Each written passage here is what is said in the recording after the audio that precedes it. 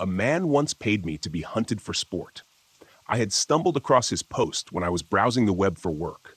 I was looking for some sort of side gig to pass the time. I was at a bit of a crossroads in my life. I had quit my previous job to break away from the redundancy it had sucked me into. It was a spontaneous decision with no real life planning.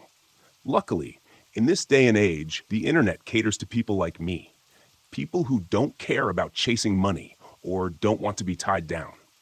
It wasn't the money I was after, but the change it would provide. I felt like I couldn't enjoy anything in life, like I was just going through the motions. That night, I had been scrolling for quite some time, skimming over job posts, help wanted here, shorthanded there. I didn't think I would find anything that would suit me. It all seemed like the same thing disguised under a different title. That was until I found this particular ad. I thought it was a scam at first, comical dollar signs on each side of the Craigslist title, like a trap set for the elderly in search of credit card numbers. I clicked on it anyway, curiosity getting the better of me. In all caps, the posting read, "Big money for manhunt volunteers." At least it was to the point.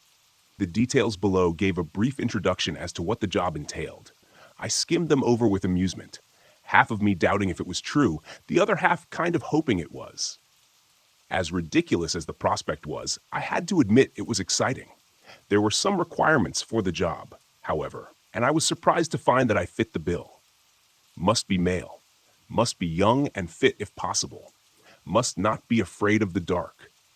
Must come alone. No cell phones, no firearms, no police. Must meet the night before to discuss further. The list went on for a while, but ultimately ended with a phone number and a typed signature from someone simply named Bob. I found myself thinking it over. I didn't exactly have anything to lose, no family or friends. I always lived alone. The idea of wanting to pack up at a moment's notice never seemed to sit well with any of the significant others I had in the past. I don't know if it was stupidity or the need for adventure, but in the end, I found myself grabbing my phone. I mean, how often do people get to say they were hunted for sport? The money wouldn't hurt either. I gave him a ring. The man who answered the call was tipsy but eager, and when I mentioned my interest in his post, he seemed to be ecstatic, like I was calling to give him the lead role in a movie.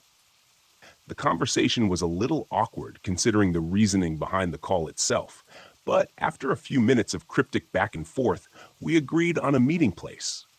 I was a few towns away, but he insisted I meet him closer to his side of the woods.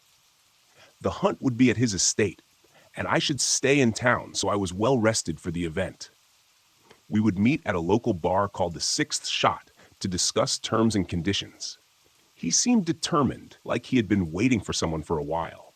He said he would understand if I was in no hurry, but with my current status of unemployment and lack of overall plans, I found myself meeting his energy. I had to admit the concept was a little exciting, if it was real at all. We decided to meet the next day. The Sixth Shot was a bustling little place. A neon sign with a smoking gun made it easy to find. When I arrived, I found the guy immediately. He looked about how you'd expect a manhunter to look. He pulled it off well. A black polo and tan cargos, a shiny shaved head with a thick curled mustache, all worn on a very tan and muscular body. He was sitting at the bar alone, and he lit up like a Christmas tree when he saw me. Like he knew. He patted the stool next to him like he was welcoming a long-lost friend. When I crossed the bar, I was met with a firm handshake and a pat on the shoulder. He told me he was delighted to meet me, and drinks were on him. After a brief introduction, he got a glass of top-shelf bourbon for himself, while I sipped on an Irish red ale. I had acquired a taste for it recently. Considering he was trying to hire me with the intent to murder me, he sounded like a pretty cool guy. We got to know each other a little before getting to the serious stuff. The people around, enjoying their drinks, were none the wiser. The man known as Bob was actually Robert Callahan, a man born into a world of wealth and, as it seemed, perpetual boredom. His father ran a very successful chain of automotive stamping companies that he inherited from his grandfather. By the time his father passed, there were so many buildings and people assigned to making the gears turn efficiently across the globe without his input. He was able to live a life of leisure on a seven-figure income without as much as lifting a finger. The companies ran themselves as he got older, and he filled his adult years with seeking thrills across the globe. He tried anything that got his adrenaline pumping, from skydiving to whitewater rafting. He took a liking to hunting, which he said had started an escapade of finding the world's most dangerous predators and killing them, no matter the cost. He said he had seen it all, but in all his years, there was one thing he hadn't bagged: a human. I laughed at his extraordinary lifestyle, feeling a bit mundane when it was my turn to share stories. Mine was far from exciting. I left the more boring bits out, but I told him I spent most of my 20s as a park ranger. It kept me close to nature and the outdoors, but when it's all you look at, it tends to lose its luster. I left that to be a cab driver in a big city, something that kept me in transit and entertained for a while. Always moving, with so many people to observe in the busy city life. But in time, I found myself too contained to the city itself, which is why I recently quit. This brings me to about where I was right now, discussing being hunted by another man. He was fascinated, jotting down notes in a little pocketbook while he sipped his bourbon. We conversed for a time. I finished a couple of beers, and he ordered another pour of bourbon. The conversation was nice. It had been a while since the last time I went out with friends. Despite the fun I was having, we couldn't beat around the bush forever. When it came time to discuss the actual terms of our agreement, his face turned serious. I would be paid $5,000 tonight. Granted, I still wanted to go through with it. He said this would help me settle accounts before the event. He said he owned a mansion outside of town with over 30 acres of forest land. He was outside city limits. His nearest neighbor was 6 miles away. No one would hear screams or gunshots. We would start tomorrow night. I was supposed to get to his estate at 10 p.m. After my arrival, I would get 15 minutes to head into the forest as a head start. He explained when the 15 minutes were up, he would promptly signal with a flare. If I had any second thoughts, I needed to address them and withdraw from the woods before the signal. If I was still in the woods when the flare went off, I would be shot on sight. He said I would be paid $10,000 an hour if I survived. The hunt would go on until dawn, and if I was still alive come daybreak, I would be free. He would be armed with a hunting rifle and a combat knife. I would be armed with my wits. It was evident it wasn't in his plans for me to survive. But that was something I had already come to terms with. He studied my face when he said these things, perhaps trying to gauge my reaction. I tried my best to play it cool, despite being a little nervous. "Does any of this bother you?" he eventually asked, downing the last of his drink. "No, not really. I've always just tried to go with the flow. Doing that made me stumble upon your offer. Maybe if I get out and live a little, it'll encourage me to settle down for a bit more. That is, if I make it out alive." I winked, and we both had a laugh. "You're a riot. If I wasn't trying to kill you, I think we'd be pretty good friends." After all the details were ironed out, he paid the tab, and it was time for us to take our leave. We shook on it before going our separate ways. He was excited for the next day, a pep in his step carrying him to his obnoxiously lifted truck. He burned out as he left, almost rear-ending a Buick as he left the parking lot. I watched him go, feeling oddly serene in the cool night air. It was hard to describe. There was no one waiting for me to come back, no one to give me a courtesy call if I didn't show up. I didn't know if it was the thrill of the challenge or the drastic break in monotony. I spent my life trying not to be a creature of habit. Maybe this would be the last shift off course, or maybe tomorrow I would die and not have to worry about it anymore. With the moon shining bright and the cool breeze on my neck, I decided I would take a walk before sleeping in my car for the night. It might be my last time to enjoy a night like this. The next day, I woke in the backseat of my car, feeling oddly rejuvenated despite my choice of bed for the night. Through the blinding afternoon rays, I found my phone and checked my bank account. He was a man of his word. The $5,000 had been wired as promised. I decided I would go into town, indulge in some of the local variety, and find a place to shower before meeting Robert at the estate. I climbed into the front seat and left the parking lot on my way into town. I called my landlord and canceled my lease. I was already living in and out of boxes, and my lease was month to month, so I wouldn't exactly be missed. After getting something to eat, I called and canceled all my utility accounts, electricity, internet, stuff like that. I had already put in my resignation at the cab company. There wasn't really any ties to my life at my apartment. I would either survive till dawn and get the biggest payday of my life, or not have to worry about the next step if I failed. Either way, this was the end of the current chapter of my life. After spending the day driving around town, I found myself heading over to Robert's property. The sun was already making its way into the horizon. His driveway was long and winding, leading to a gigantic house that looked like the surrounding forest was trying to swallow it. When I pulled up, it was already almost dark. A butler greeted me at the mansion, an old man carrying a silver tray covered in a soft cloth. He opened the car door and let me out, introducing himself only as Charles. "I will be taking your belongings now," he said. "If you don't make it out, they'll be destroyed at sunrise." He held out the tray. "Of course," I said, handing over my phone, wallet, and keys. After placing them on the tray, he offered a smile. "Would you like a refreshment before heading in? Mr. Callahan's staff will accommodate you before heading into the forest. He truly appreciates you answering his ad." "I'm fine. Thank you. I guess I'd rather just get to it," I said, wiping my sweaty palms on my jeans. "Of course. If you'll just follow me, it's right this way." He gestured for me to follow him. Charles escorted me through the house. The inside was furnished top to bottom with luxurious wooden furniture, bearskin rugs, chandeliers made of gold, and paintings from the Renaissance era. The estate was definitely worth a fortune. We passed by a trophy room filled wall to wall with mounts of animals from across the globe. They seemed to stare with their glass eyes, following us as we made our way through. Charles made no effort to engage in conversation, and neither did I. The other end of the mansion consisted of a large patio waiting for us. There was Robert, who seemed to be preparing for a little hunt. He was running a large combat knife over a whetstone slowly and methodically as we approached. Propped up next to him was a rifle, the bolt pulled back, several cartridges laid out on the glass table next to it, and the flare gun. "The time is approaching," said Charles, and Robert nodded. He wiped the blade off and sheathed it on his belt.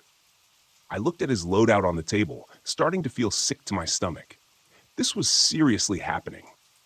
Now that I was here and seeing him fully prepared, I couldn't help but feel like I was in over my head. Robert stood and grabbed his rifle. He picked up each .308 cartridge and loaded them slowly, one at a time, until it was full. He racked the bolt forward, slung the rifle on his shoulder, and grabbed the flare gun. 15 minutes. Then flare, he said. "Having second thoughts?" he asked, twirling the flare gun on his finger. "No, not really," I said, making my way off the patio. I wasn't exactly sure what to say in a situation like this, so I figured it was best just to get going. "Excellent. I'll see you on the other side," he saluted me, and Charles gave me a nod. I turned and left the patio, making my way into the woods. Each step got heavier as I approached the trees, the darkness behind them getting eerier the closer I got. When I reached the tree line, I looked back at the mansion. Robert and Charles just watched expectantly. I swallowed and ducked in, feeling the full weight of my decision, perhaps a little too late. Once the mansion was no longer visible, I started jogging. I was mindful of my footsteps.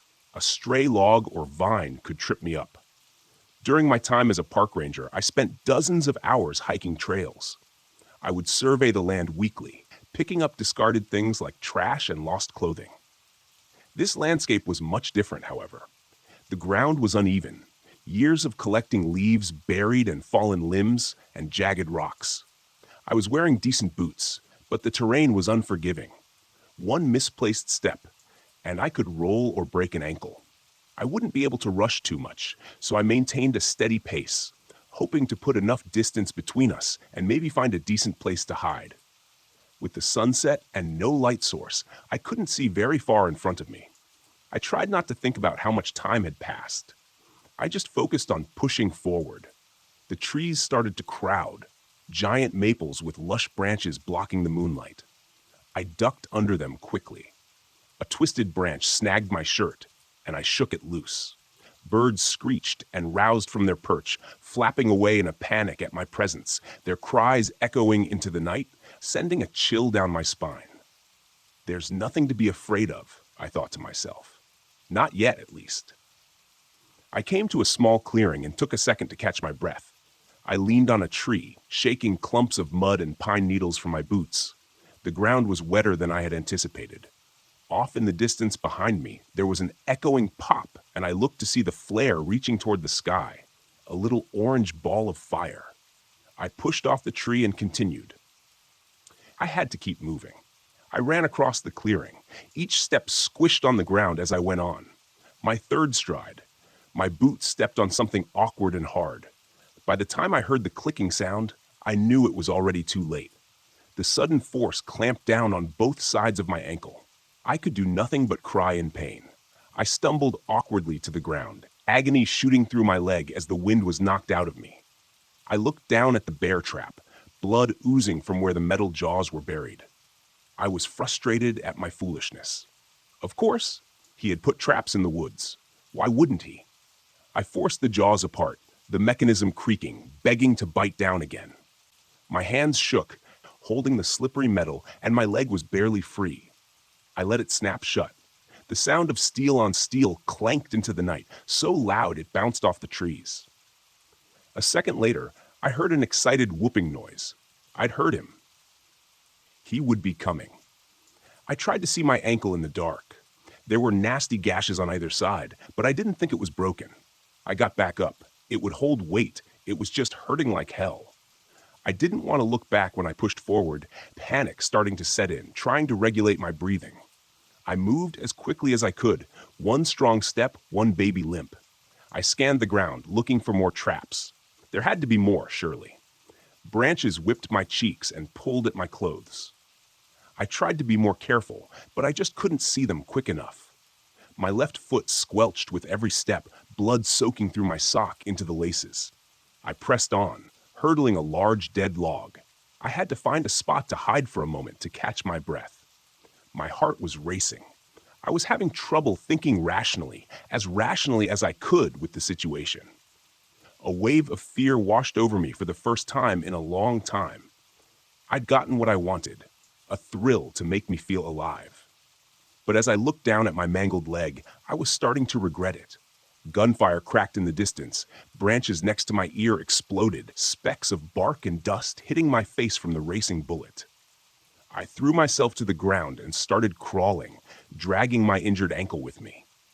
I dragged myself to a large pine tree and sat behind it, trying to come up with a plan. The gun went off again, closer this time. The round punched into the tree, shaking loose needles that fell from above. I squinted in the dark, trying to see ahead. In front of me, the ground started to slope, and I could finally make out the sound of rushing water. It could be a creek or a small river.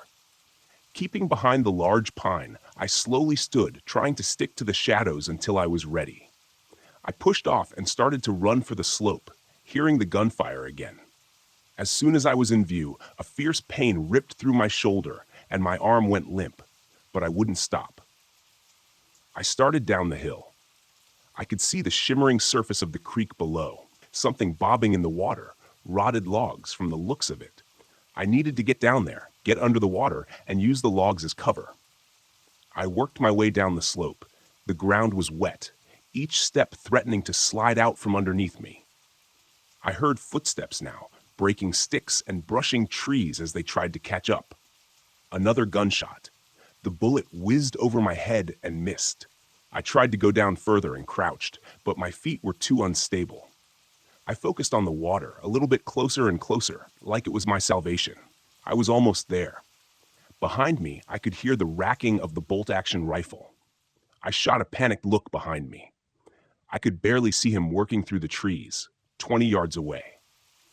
As I turned back to the creek, my good foot got caught on something. I fell forward, hit the ground hard, and started to roll painfully and awkwardly in the dark. I watched my descent in a swirl of moonlight and darkness, my elbows and knees colliding with the earth as I went. I came to a stop at the edge of the water, lying on my back, gasping for air. I barely moved, my vision spinning as I looked up at the sky. I could hear him coming down the hill slowly and carefully. He knew he had won. He was taking his time now. Exhausted and defeated, I looked at the creek. It wasn't logs I had seen floating. Bodies. Several of them, bloating and rotting in the clear glow of the moon. I looked around. The more I saw, men, women, children. Robert was there now, boots squishing as he looked down at me. A pair of black goggles were over his eyes, a wicked grin on his face. He unslung his rifle and let it fall to the ground, then pulled the goggles off his face and cast them aside like toys. Disappointing. Very disappointing. I thought with you being a park ranger and all, you'd make it further. But here we are, at the creek. They never make it past the creek. Robert cracked his knuckles and pulled the knife from his belt. He held the knife in both hands and brought it down, aiming for my heart. I put up my hands to fight him, but it only delayed the inevitable. He worked free from my grasp and elbowed me in the head. My vision blurred once more. My arms went slack as he buried the knife in my chest.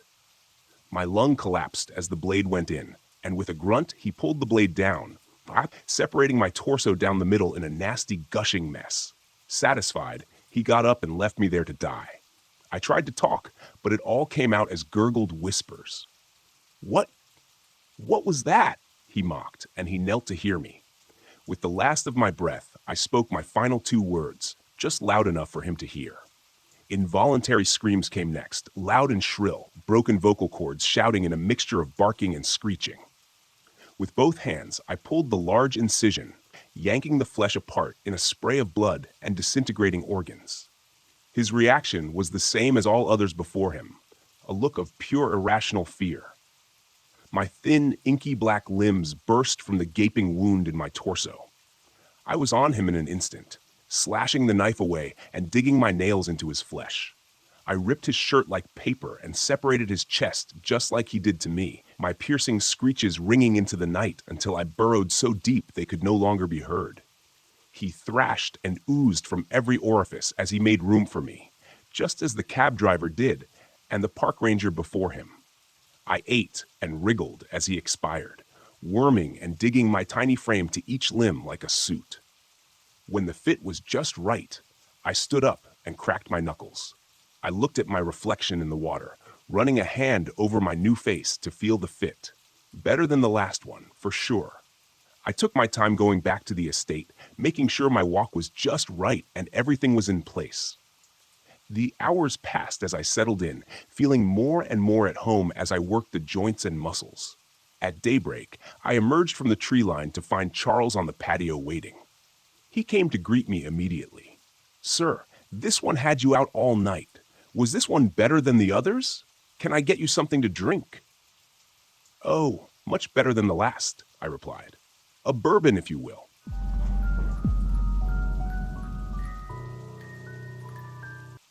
I've been a fire lookout for about a year now. I spend most of my life alone in a small, window-lined, one-room shack atop a steel and wood-frame tower in the middle of the Great Smoky Mountains National Park. My only companions are my collection of cheap novels, a laptop computer with infrequent and unreliable internet service, and the two-way radio I use to communicate with the few nearby towers and ranger stations. Nearby is a bit of a misnomer, though.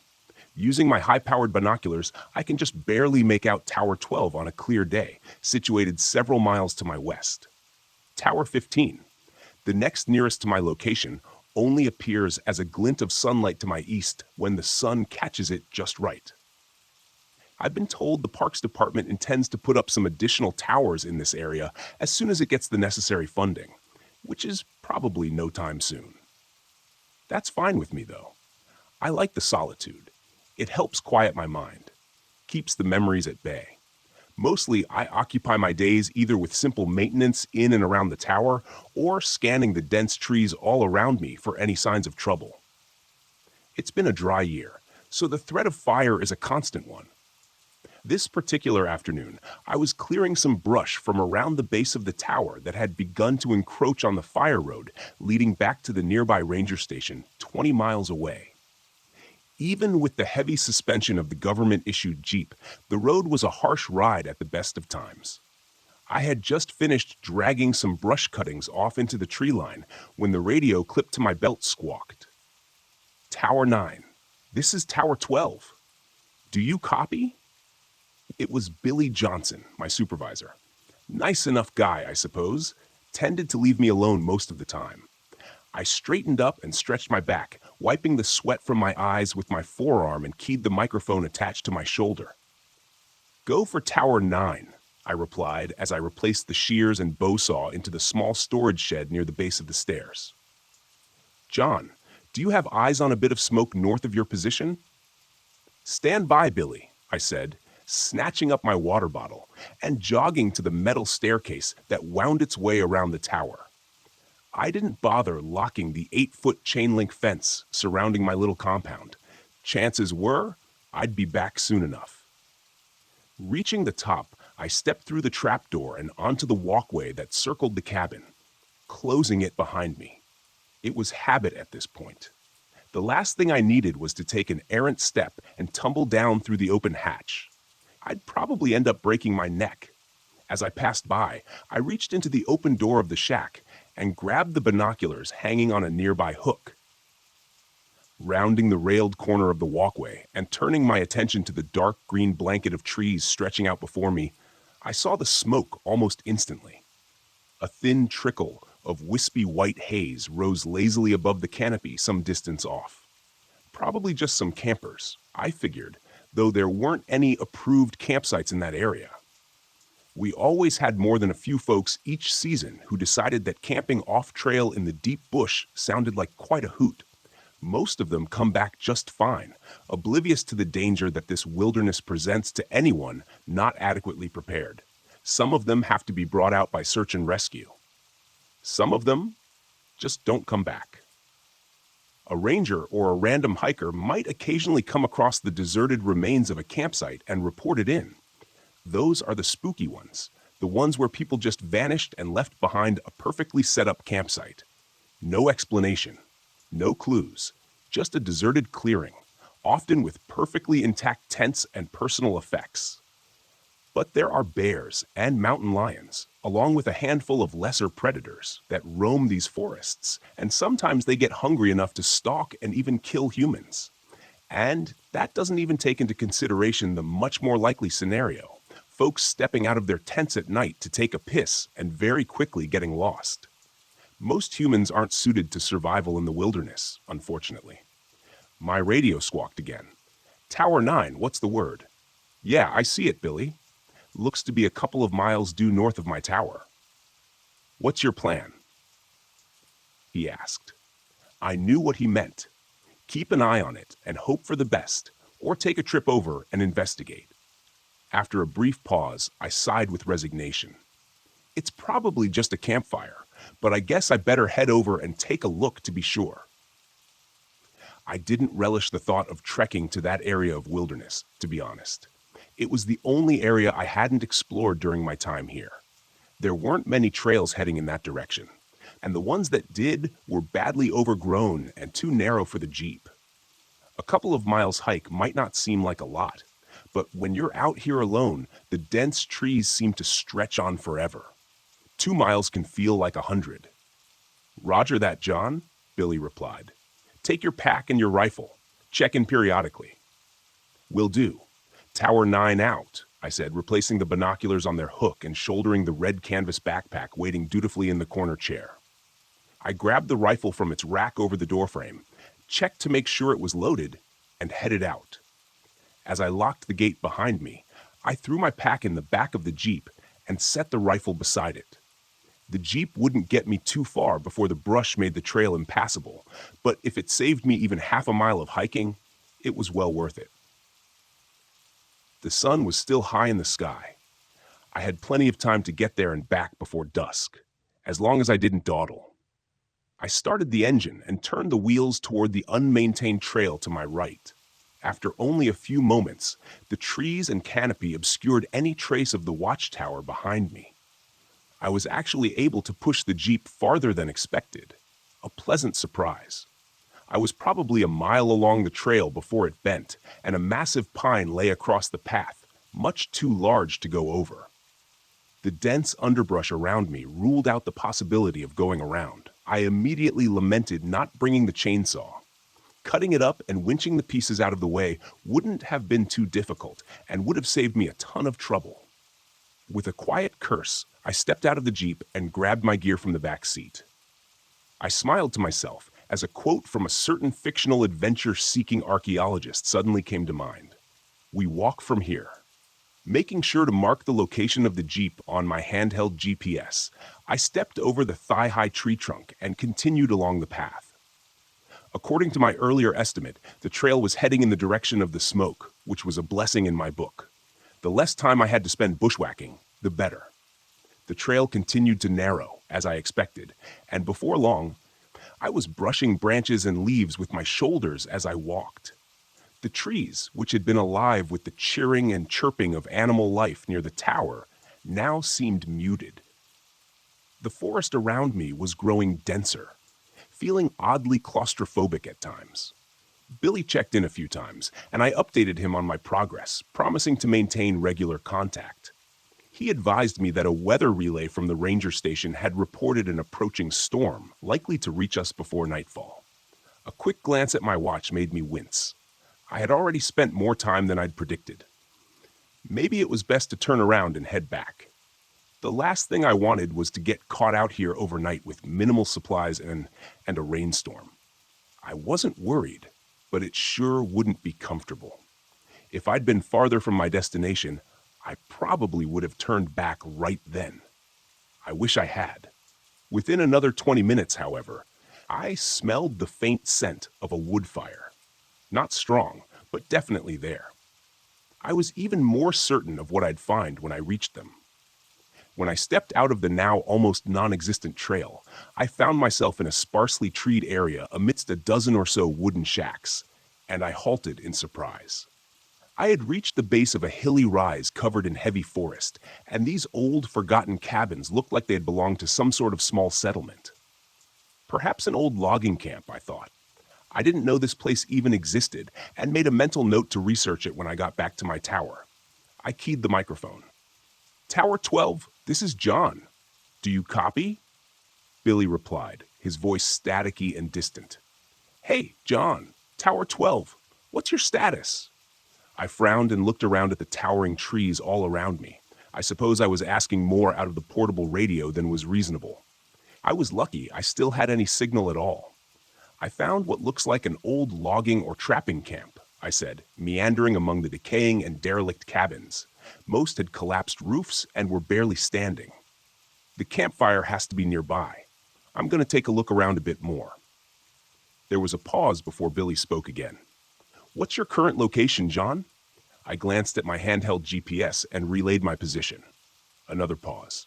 "John, I think you should probably just turn back. Come back, okay? You don't have many more hours of daylight left, and that storm looks like it's getting worse." Something in his voice sounded off, but I couldn't quite place it. Nervous, maybe? I couldn't blame him. My safety was his responsibility, and the idea of one of his lookouts being caught out in a storm overnight probably didn't sit well. Coincidentally, it didn't sit well with me either. "You may be right, Billy," I replied, turning around and casting my eyes over the area. "I'll just head." I stopped as my eyes caught sight of a bright yellow nylon tent just beyond the last of the structures. "Repeat your last, John." "I didn't get that." "Stand by." "Tower 12, I said absently, making my way toward what I now realized was a small cluster of 3 modern tents situated around a central fire ring. The fire had been completely extinguished, but the embers still smoldered lowly, the source of the smoke. I looked around for the campers. Nothing. No one in sight or earshot. Sleeping bags and electric lanterns were still inside the tents, though I couldn't find any backpacks or supplies. "Hello?" I called out, turning in a circle. "I'm with the Forest Service. Is anyone here?" Nothing, just the muted echo of my own voice. I was about to dump some dirt on the remaining embers of the campfire and call it a day when I noticed the narrow footpath leading toward the slope. In the soft dirt were clearly recent footprints heading away from the camp. I keyed the mic again. "Tower 12, this is John. I found the source of the smoke. It's a campfire, all right?" "Nothing to be concerned about," Billy answered almost immediately. "Roger that, John. Head back home." I paused a moment, curiosity pulling me toward the footpath. "I'll be heading back shortly, Billy. Just want to check something out first." "I wouldn't screw around out there, John," Billy replied, an edge to his voice. "Better head back now so you can beat the storm." His last sentence didn't exactly sound like a suggestion. Something had him rattled. I hesitated before answering. "Acknowledged," I said, knowing full well I was going to check out the path before heading back. Still, I didn't feel like arguing with my supervisor over something so small. Just a quick walk up that path, then I'd be on my way. This path was even less established than the one I'd been on earlier, but I could clearly see the campers' imprints in the dirt as I went. Before long, I emerged into a small clearing, eyes widening with yet another unexpected discovery. The rough-hewn timber that framed the entryway was set into the near vertical slope of the hillside before me. It created a dark tunnel entrance that had clearly been sealed off with a heavy iron gate many years ago, likely by the Park Service to keep inquisitive hikers from falling to their deaths in an old, abandoned mine shaft. So it had been a mining camp, not a logging one. I didn't know there were any mines near here. Hell, I wasn't even sure what they could have been mining for. Coal? Maybe gold? Did they even have gold mines in Tennessee? Who knows? Certainly not me. Clearly, regardless, now that gate stood wide on its hinges, the remains of a rusted chain and antique padlock lying in the dirt nearby. Hell, I couldn't just turn around and leave. One of these dumbass campers had decided it'd be fun to explore a closed and restricted mine entrance. This is Tower 12. This is John D. Reed. Billy probably wouldn't be happy that I'd continued my exploration after he told me to head back, but there was nothing to do about it now. I wasn't equipped or trained for any sort of cave exploration or rescue. The Rangers had very specialized teams for that sort of thing. But I could at least poke my head inside and see if there were any campers, or hear them, confirm if they went inside. No answer from the radio. I tried again, with the same results. I tried a different approach. "Tower 15, this is John from Tower 12. Do you copy?" I said into the radio. I figured I might be able to at least get Nathan's attention if I was out of range of Billy. "Tower 12. There was a burst of static that sounded like it might have contained the hint of a human voice, but it was too distorted and distant to make anything out. There was only a moment of indecision before I made up my mind. I knew it was reckless going into the mine, especially when my supervisor believed I was currently on my way back to the tower. But I had this nagging intuition that something might be wrong with the whole situation. Maybe someone was hurt and needed help. I couldn't just leave them there, knowing that I might be their only chance of rescue. In retrospect, I should have turned back and called it in to the ranger station. They could have mobilized the search and rescue teams that specialized in cave rescues. I should have. But I didn't. I pulled my powerful LED flashlight from my pack, turned it on, and headed into the pitch-black darkness of the mine entrance. The walls and floor had been smoothly carved many years ago, which made my footing uneventful, and the tunnel itself was mostly a straight shot. Several times during the first few minutes, I turned back to watch the bright square of daylight at the entrance gradually shrink to a pinpoint of light. By the time I'd taken the first dogleg turn of the tunnel, I was in complete darkness. It was a very strange feeling, oppressive almost. At one point, I turned off my flashlight experimentally, but after only a few seconds, I quickly flicked it back on. In that short time, my heart had been pounding in my chest, and some primal fear had begun growing inside me. It took a moment to calm myself. The darkness was absolute. It was almost as if you could feel it pressing in on you. My footsteps seemed much louder than they should have on the dirt floor, and the air was growing cold and damp the further I went. After another 100 feet or so, the smoothly carved tunnel ended abruptly in a wall of rubble. I couldn't tell if it was a cave-in at some point, or if this was simply where the miners stopped digging and hadn't bothered to remove the debris. But either way, it certainly appeared to be the end of the line. And then I saw it. I almost missed it because of the way the light and shadows played over the head-sized rocks strewn before me. But when I looked closer, I realized I was looking at a ragged hole in the wall. It was only 5 feet across or so, and definitely didn't look like the deliberate formation of the tunnel I was standing in now. It almost looked like the miners had broken into a natural void of some sort. Interesting. But there was no way in hell I was going in there. I was definitely not trained or outfitted for any sort of spelunking trip, and it didn't seem the sort of thing suited to the learn-as-you-go method. Just as I was turning back to make my way out of the mine, I heard the distant sound of voices echoing from the opening in the stone wall. The sound was faint, and may have just been my imagination, but I didn't think so. "Hello?" I called, pressing my face into the black abyss of the hole. "Can you hear me? I'm with the Park Service. I'm here to help you." Nothing. The air from beyond the breach was cold and smelled stale. Old. Wrong. It felt as if I didn't belong here. None of us did. There was a long moment of unbroken silence, and then I heard a voice again. Closer this time. "Did you hear that?" it said, presumably to a companion. It sounded like a young woman, nervous, uncertain. "Hello? Someone there?" That settled it for me. I carefully crawled through the opening into the space beyond. Shining my light around, I found myself in a small natural chamber, maybe 30 feet across, with an uneven ceiling of jagged rock that barely cleared my head. The first thing that caught my attention was the cracked lantern lying on the ground. It looked old. Very old. Maybe 100 years or more. A thick layer of grime and age covered its soot-blackened surface, and the glass was thick and uneven. Beside the askew lantern was a small leather-bound book, partially buried in the dirt and dust, with a moldering leather strap securing it closed. It looked like a journal. And without a thought, I tucked it into my backpack. Raising my light back up, scanning around the room. "Hello?"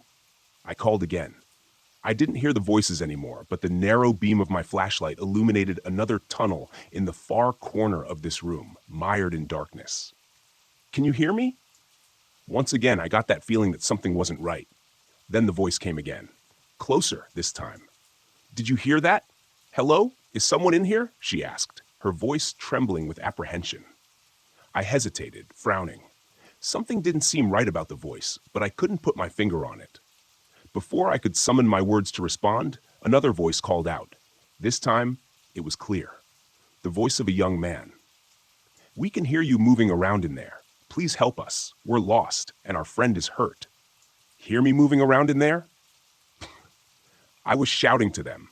I sure as hell wasn't trying to hide. Could they not hear me for some reason? I stepped forward to the secondary tunnel and raised my voice again. "I'm with the Forest Service." It was then, when I reached out to steady myself against the wall of the tunnel entrance, that my hand met something wet, and I recoiled in disgust, thinking I had just grabbed a handful of some subterranean slime. When I shone my light on it, however, it became very clear the reality was far worse. Blood. I stepped back, trying to keep the panic that was fighting to take control of my rationality at bay. I needed to keep a level head, for now. Panning my light around, I saw an astonishing amount of blood painting the wall and floor in front of me. Somebody had definitely been hurt, and badly. With blood loss like this, I wasn't sure I'd be able to stabilize them long enough to get rescue in here. What the hell happened here? And why did the hikers continue into the cave after one of them was injured this badly? Unless they lost their light and got turned around, there was no way for them to get lost. There hadn't been any branches to this tunnel since I first entered. All they had to do was turn around and walk until they saw daylight. The man's voice called again, colored with the unmistakable tinge of fear. "What the hell is that? Hurry up, Becky. Take my hand." He seemed to be getting closer. At least if I could guide them to my voice, maybe I could get them out of here. Get to higher ground. Radio for rescue evac. They had a helicopter permanently stationed at the main ranger station. It could be here in 20 minutes if I was able to reach them. The woman's voice came again, and this time I froze. "Did you hear that? Hello? Is someone in here?" All at once, it hit me. The indescribable unease I had been mostly successful in repressing now fought back with renewed vigor. I realized in that moment what I had missed previously. The woman had repeated herself, twice now. No change in her inflection, no variation in emotion or urgency. It was exactly the same, down to the syllable. It was like I was listening to a recording. "Did you hear that? Hello? Is someone in here?" repeated the male voice, now even closer. "Hurry up, Becky. Take my hand." Below the words, I could hear the stealthy sliding of something over rocks. It seemed like it wasn't too far beyond the tunnel entrance now, but I wasn't going to wait for it to emerge from the darkness. I didn't think that what I'd see emerge from the darkness would be a couple of college kids who'd had a rough time of it during a weekend camping trip. Allowing my panic to run free, I turned and threw myself through the cave breach and landed roughly on the flat stone floor of the mine shaft. Beyond skinning my hands to hell and banging my knee on a rock, scrambling my feet with a hiss of pain, I ran as fast as I could, not realizing until I finally burst into the waning light of the late afternoon that I had lost my rifle somewhere in that cave. It was darker than it was when I first entered the mine, and a quick glance to the sky showed the angry black thunderheads that had moved in, as promised, much faster than I had expected. I quickly swung the iron gate closed on screeching hinges and looped the chain between the bars as tightly as I could, securing it rather lamely with the hasp of a broken padlock. I stood there for a long moment, bent over with my hands on my knees, trying to catch my breath outside the mine entrance when I felt the first drops of the coming storm on the back of my neck. I straightened and looked through the bars of the gate into the ominous darkness beyond, realizing how ridiculous my barricade really was. It wouldn't do much good if something tried to get out, but at least it made me feel a little bit better. At least it made me feel a little bit better until I heard the voice echoing from the mine shaft. Peh, getting closer. It was unmistakable. Uncanny. "Hello, can you hear me? I'm with the Park Service. I'm here to help you." By the time dawn arrived the next morning, I had climbed down from my temporary shelter in the low boughs of the red cedar and tried to work out all the painful kinks from my stiff shoulders and neck. The night had not been kind to me, but I was alive, which is more than my fiercest mind expected after yesterday. The night had been harrowing. There was no better word to describe it. The rain hissed among the trees and stung exposed skin angrily, driven by the banshee wail of the wind rushing through the forest, accentuated by the chaotic flashing of lightning and the heart-stopping crack of thunder. Because of this relentless chaos, it's difficult to say with any certainty.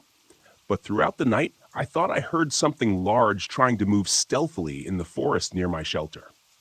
I say, trying, because it felt like whatever stalked through the underbrush was more at home in the unnatural, Stygian gloom of a cave than under the watchful eyes of nature. Of course, it could just as easily have been my imagination. In the first dim light of dawn, as it started to illuminate the sodden and dripping forest, I spent the better part of 20 minutes straining my eyes with every ounce of concentration as I scanned the gray woodlands around me. I was only 10 feet or so above the ground, but there was no way I was going to step foot from my hide until I was absolutely certain that I was alone. Once I was satisfied, I was alone for the moment. I climbed down to the muddy ground. I tried the radio several times through the night and into the morning, but wasn't able to get even a burst of static that might indicate someone trying to respond. A combination of the storm and interference from the trees worked against me. My first thought was to get back to my Jeep as quickly as possible and run every drop of gas out of its tank, trying to get as far away from this place as I could. When I checked the GPS to see how close I was to its marked position, however, I found the unit unresponsive, with a disastrous crack across the screen that seemed to mock my dismay, probably caused by my less than graceful scramble from that damned cave. A rifle? No radio? No GPS. Perfect. I still had a compass and the rising sun to guide me, though, and that was something. I was only a couple miles from my tower, which should have been somewhere due south of where I stood. I knew that once I got close, I should be able to either find the service road or the tower itself, so there wasn't much danger of getting myself lost, at least. It was a small comfort, but one I gladly took. I moved through the trees and undergrowth with more speed and recklessness than I probably should have. An ankle broken by an errant misstep would have been bad news. Still, even though I hadn't heard or seen anything of my late-night visitor, I couldn't help but feel I was being watched. Do you know that creeping sense of dread you feel when you've just turned off the lights in the basement and now have to climb the stairs back to the light of the doorway? Or when you're making your way from your car in a dark and lonely parking lot? The feeling that something is there, something much more suited to the dark than you are? It's that same feeling that pushed my footsteps almost to a jog as I traversed the uneven ground and storm-felled trees that tried to hinder my passage. For the next hour, I moved at this pace, aware of every rasping lungful of breath, knowing that I should pause and rest for a few minutes, as pushing myself to fatigue would only increase my chances of falling or hurting myself. I imagined myself lying in blinding pain next to an unseen chuck hole, clutching at a broken leg and watching as the sunlight began to dim with the onset of dusk, waiting for whatever hunted my trail to find me. What would happen? Would I even have time to look on its visage before it struck? Did those campers in the cave? A misstep and a stumble that nearly made this nightmare a self-fulfilled prophecy jarred me back to the present. Against all instinct, I forced my pace to slow, first to a trot, then to a walk, and then reluctantly, I stopped completely, trying to catch my breath while I scanned the dense woodland around me. Nothing. No. Not nothing. As my heart began to slow and my breathing returned to a more manageable cadence, I turned my gaze back in the direction I had been headed, and an unconscious smile found its way to my lips. The sun had risen high in the morning sky during my flight, and now I caught a flash of its reflection on the windows of my tower, not 200 yards directly ahead of me. I laughed aloud with relief, fully aware that this fear-tinted eruption was closer to the manic cackle of lunacy than anything else. I didn't care, though. My feet started forward on their own, quickly reaching a brisk pace. A few minutes later, I burst out of the trees into the maintained clearing surrounding my tower, feeling the full sunlight on my face for the first time since yesterday. Had it only been a day? It seemed like longer. I was so filled with relief that I didn't even register the fact that the forestry department Jeep sat parked near my fenced-in tower until I started entering the combination into the gate lock. The faded white 12 emblazoned on the corner of the windshield told me that it was Billy's Jeep, which wasn't much of a surprise. I realized after a moment, after not hearing back from him, that I was more surprised I hadn't returned to find an entire search and rescue team making preparations to search for their lost puppy. I punched the 4-digit code into the mechanical combination lock on the gate and stepped through, making sure to close and lock it behind me. I stood there for a moment, staring through the tall chain-link fence at the dense tree line, wondering if something waited just out of sight in the shadows, staring back at me with hungry anticipation. I shook off the sudden chill as best as I could and made my way quickly to the staircase, taking the steps 2 at a time. Billy was going to be pissed at me, I was sure, but that thought was a fleeting one that didn't take purchase. His displeasure was the least of my concerns right now. When I reached the top, I threw open the trapdoor and suddenly found myself looking down the muzzle of a very large rifle. Even in that brief moment of abrupt shock, I could register how the barrel trembled in the hands of its agitated master, and I wondered how close I came to having my life ended in a brief flash of light. The moment only lasted a second or two, and then Billy hastily swung the rifle away in a safe direction. "Damn it, John," he exclaimed, his tone an incongruous mixture of relief and fear. "I almost shot you." I stepped fully through the trap door and let it close behind me.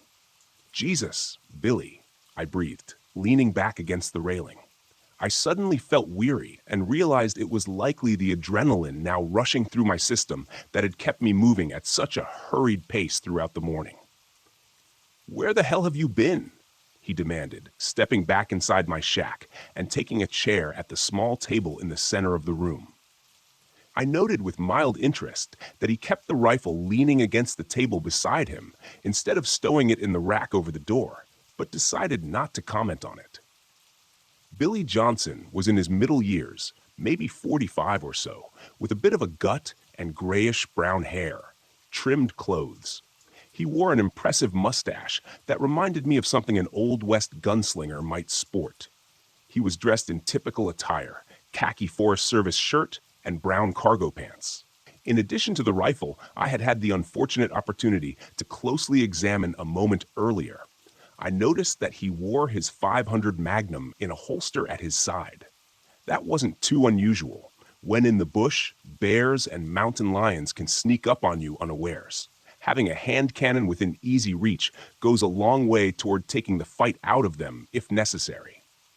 It was a little unusual for a drive over to another tower, I suppose, but not exceptionally so, given the circumstances.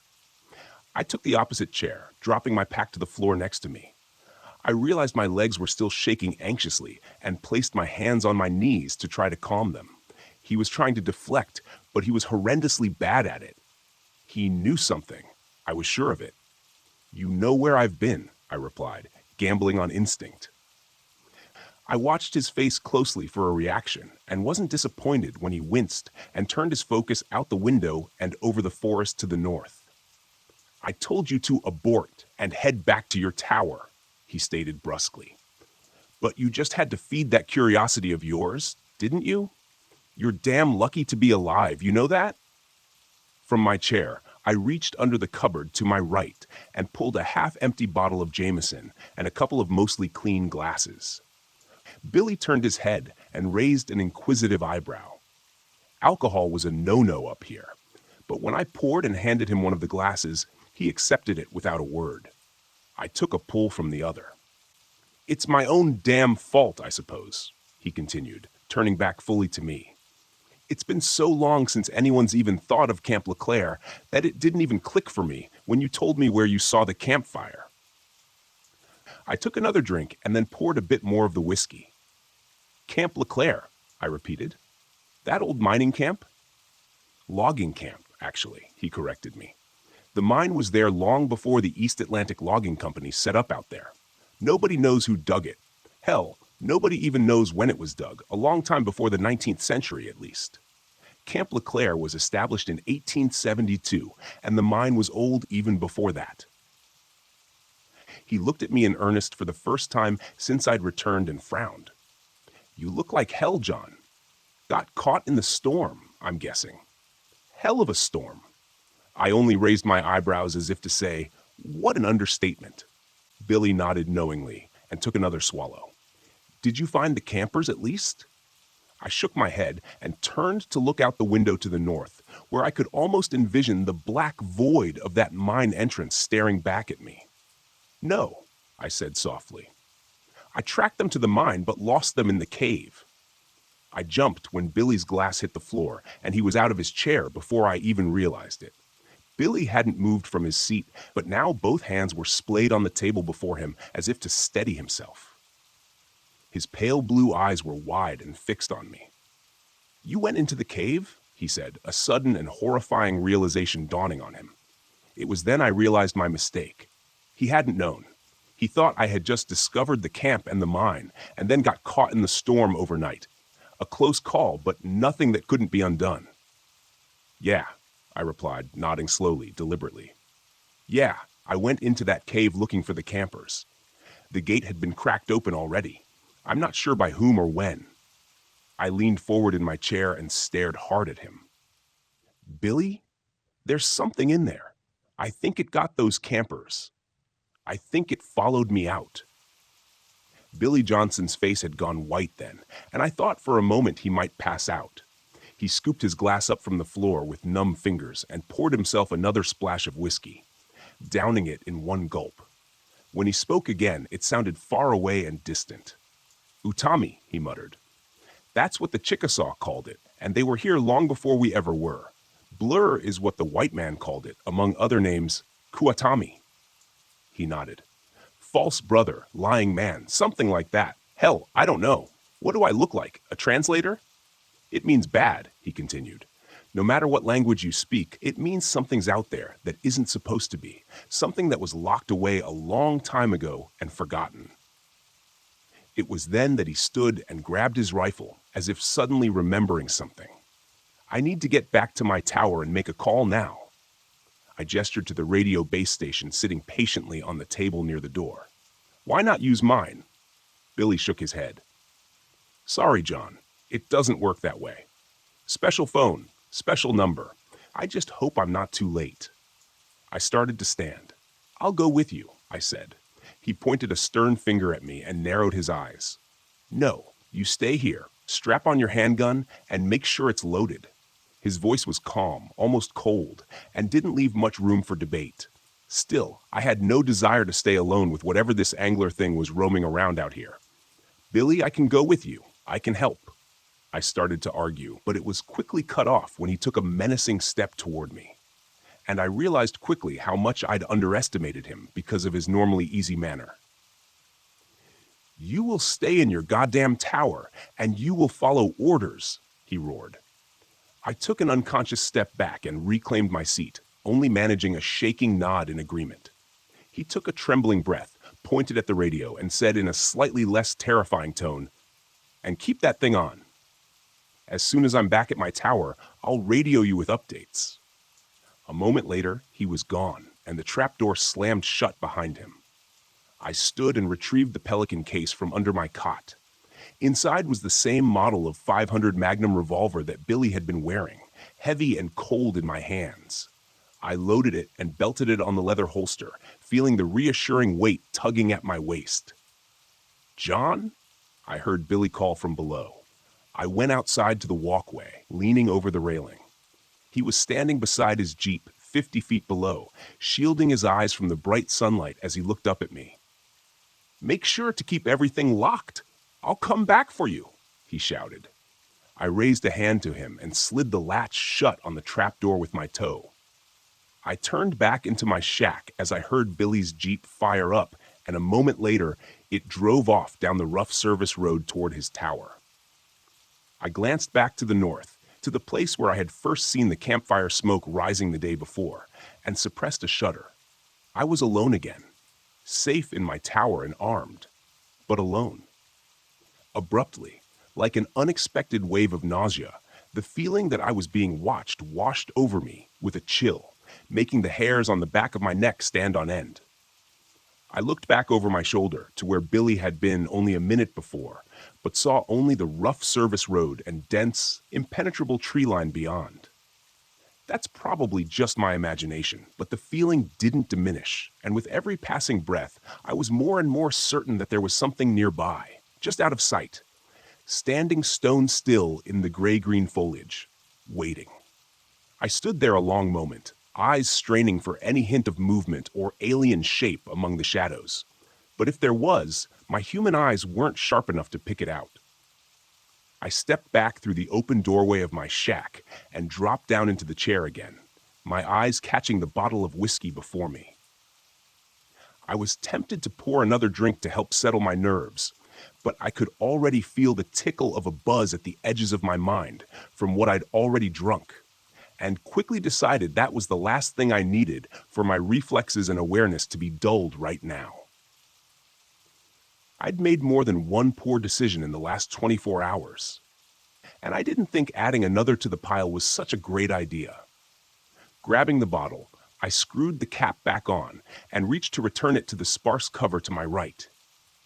As I did so, my boot caught my pack, knocking it over.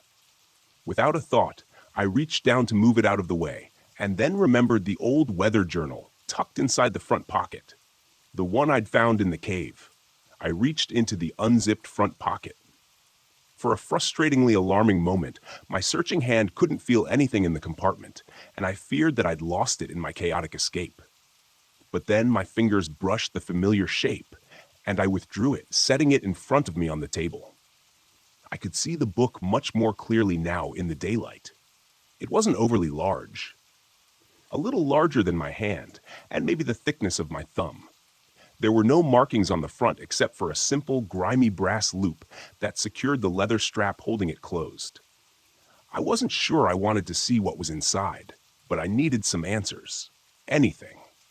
A stray sound from the trees below rose to my ears, and I froze, listening intently for more, but none came. The forest around me was silent again, and I turned my attention back to the journal, pulling the strap free from the cover and turning to the front page. "From the pocket of Andrew Robinson," it said. The writing was neat and compact and distinctly male. The ink was a rich black, scrawled upon brittle yellow pages, and though faded with the years, was still mostly legible. I turned to the next page, where the entries began. I felt as though I had dropped into his account midway, as though this was just the latest in a series of journals that Andrew Robinson had been keeping. 23rd July, 1891. After nearly a week of hard overland trekking, we reached the abandoned camp late this afternoon, exactly where the old trapper said we would. Sequoia Arpani, tracker, has once again astonished me with his overland navigation skills. I must admit I was skeptical at the Yar in the old tavern, spun the crowded confines of the common house in Dun Creek, especially after I smelled the liquor on his breath. But the professor never gathered a moment. The man's instincts for reading human character are absolutely singular.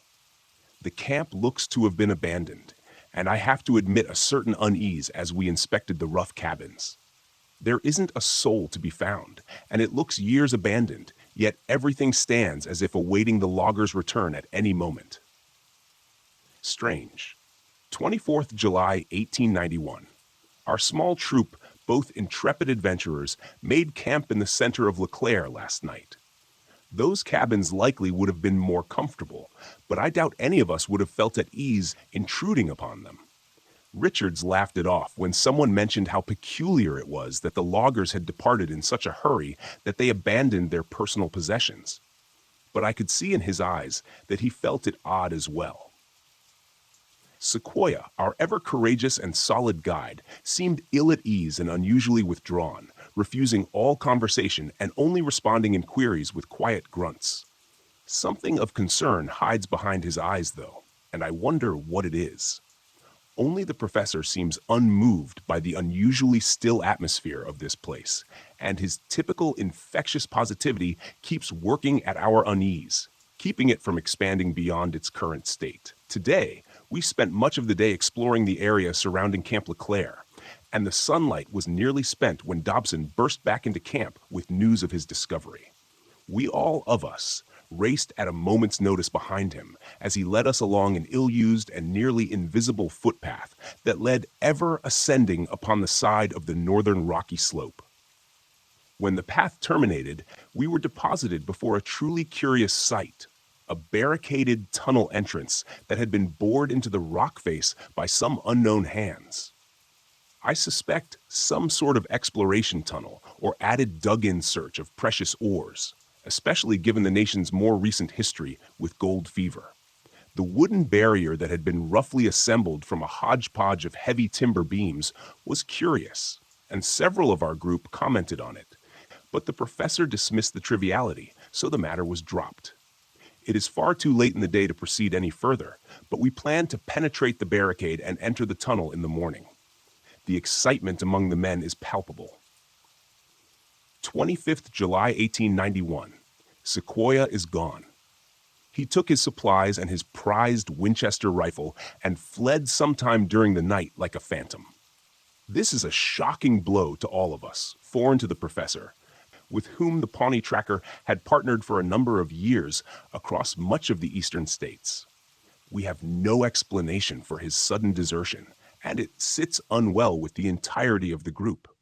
The overall mood has darkened, I fear. Still, we must push onward. 25th July 1891 addendum. It took more than 2 hours of hard labor, but we were finally able to gain entrance to the mine shortly before noon today. Richards managed to get his boot caught between two heavy timbers as he stumbled forward, straining his ankle with a terrible cry. We feared it broken, but Dr. Franklin assured us that his bones seemed intact. Regardless, Richards was taken back to the camp, where he will convalesce while the rest of us make our entry. His part in our exploration has come to an end for now. We made our way in a single file through the added tunnel for some way before reaching its carved end. The light from our oil lanterns providing regrettably inadequate illumination over the rocky surroundings. When we reached the terminus of the mine tunnel, our hearts sank for a moment before the professor gave an exclamation of discovery and suddenly disappeared through a nearly hidden rift in the wall, surrounded by jagged rocks. We eagerly followed him through, careful of our footing as we went, and found ourselves in what I can only assume to be an accidental breach by the miners into a natural cave system. The air was chill and unmoving, but our excitement over this discovery laid any concerns or discomfort this may have caused. The professor directed us to set up a secondary camp in this new chamber, which we'll use as a staging point for further exploration. So, we spent the rest of the day bringing supplies for our main camp and constructing a smaller version in this moderately sized chamber. By the time we completed this endeavor, the efforts of the day precluded the start of the exploration until the group has had the opportunity to rest and replenish their energy. I feel I will sleep well tonight despite the anxious excitement buzzing around my mind. 26th July, 1891. Another shock. When we woke this morning, O'Connor is gone. The Irishman, who has ever been reliable and constant as the North Star, was assigned first watch last night. There is no trace of him, and no indication that he took any provisions or even his personal rucksack with him. I fear his natural inquisitiveness may have gotten the best of him and led him to explore the deeper caverns beyond our ad hoc base camp, for his lantern is the sole item that has gone missing with his person. The professor immediately rallied the rest of our small group, 7 in all now, and mounted a search for our lost companion.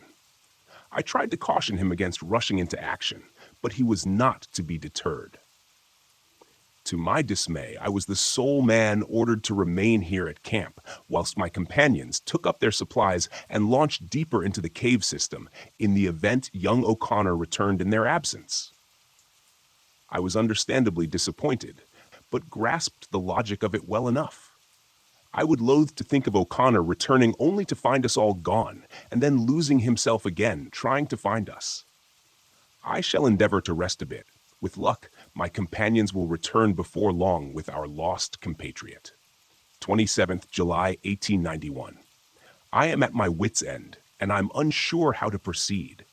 It has been more than a day since the professor led the rest of the men in search of poor O'Connor, and I have felt their absence as keenly as I am aware of my own solitude in this cave. I've seen nothing of our missing companion or the party that delved deeper into the system yesterday morning, and I know their lanterns did not have sufficient fuel to carry them for this long without other means of illumination to guide their return. I fear they are hopelessly lost. I myself had to return to LeClaire for more lantern oil for my waning light. I must admit, with no little embarrassment and some reluctance, to my return to this dark place, which no longer carries any of its former adventurous excitement or fascination.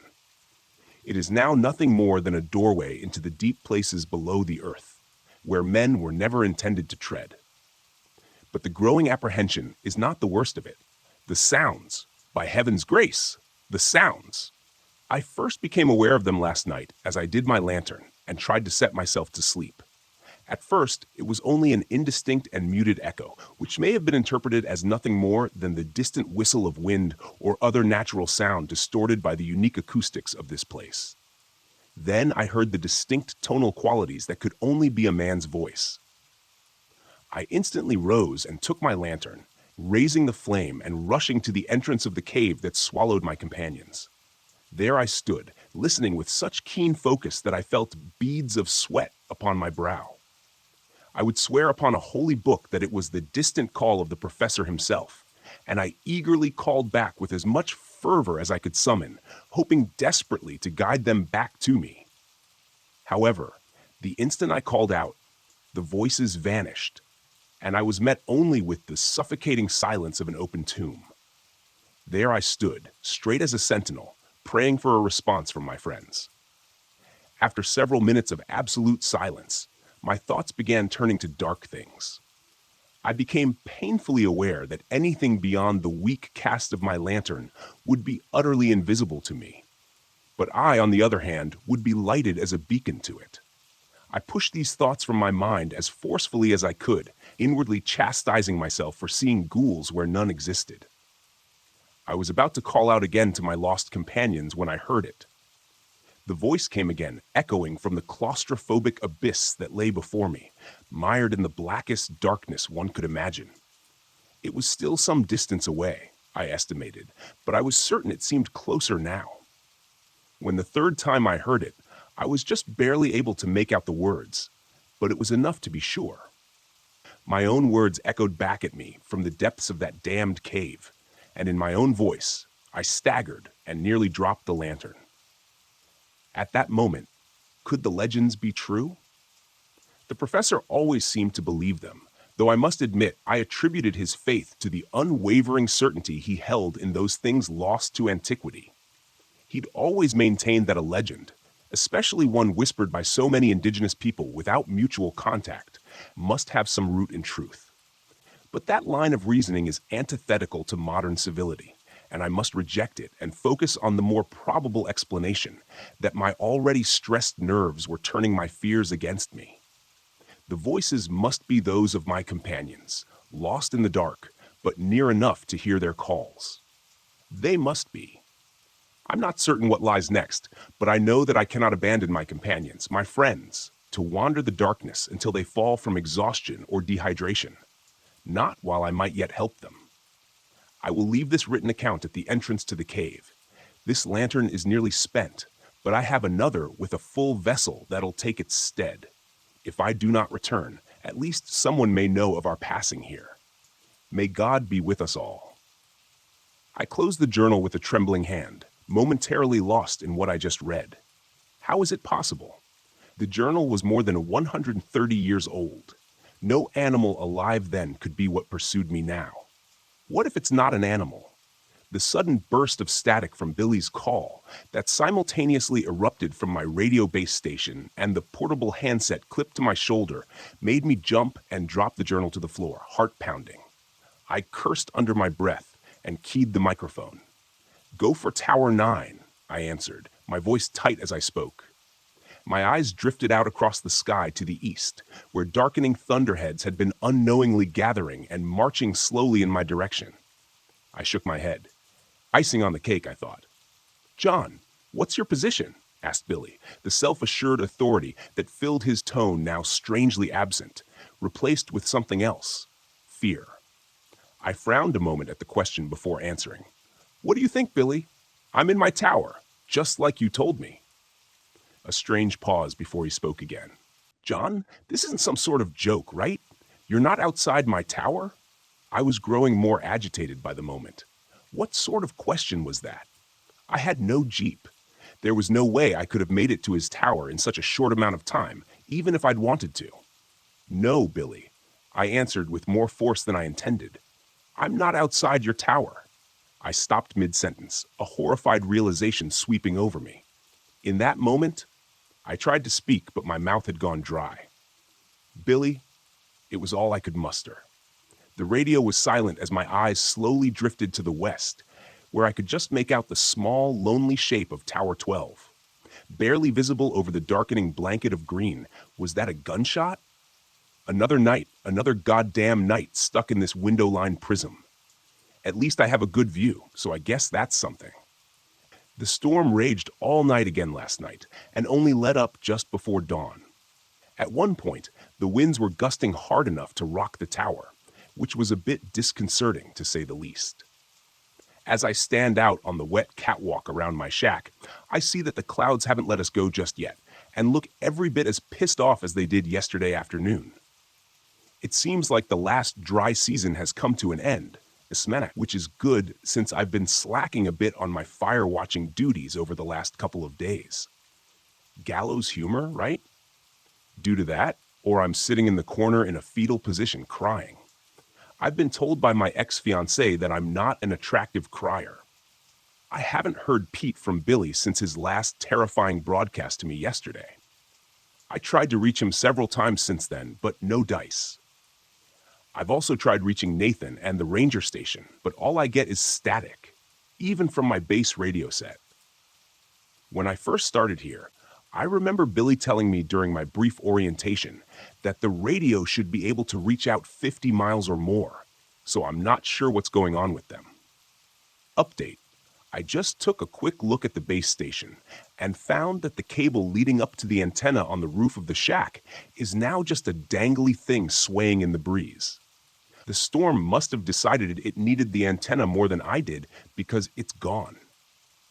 I can see where the screws were torn out of the wooden mast, and before you say anything about whatever this thing is that's been stalking around and deciding to sabotage my radio, I should probably tell you that the wooden antenna mast looks like it's been around for a long time. The wood was probably dry rotted to begin with, and now that it's soaked, it's crumbled away into little wet brown bits as soon as I probed it with my fingers. Speaking of whatever this Kwatami or angler thing is, and I'm just going to call it a mimic, I think I haven't heard anything weird since yesterday. I'm assuming it's still over there somewhere, but I don't think it's nearby.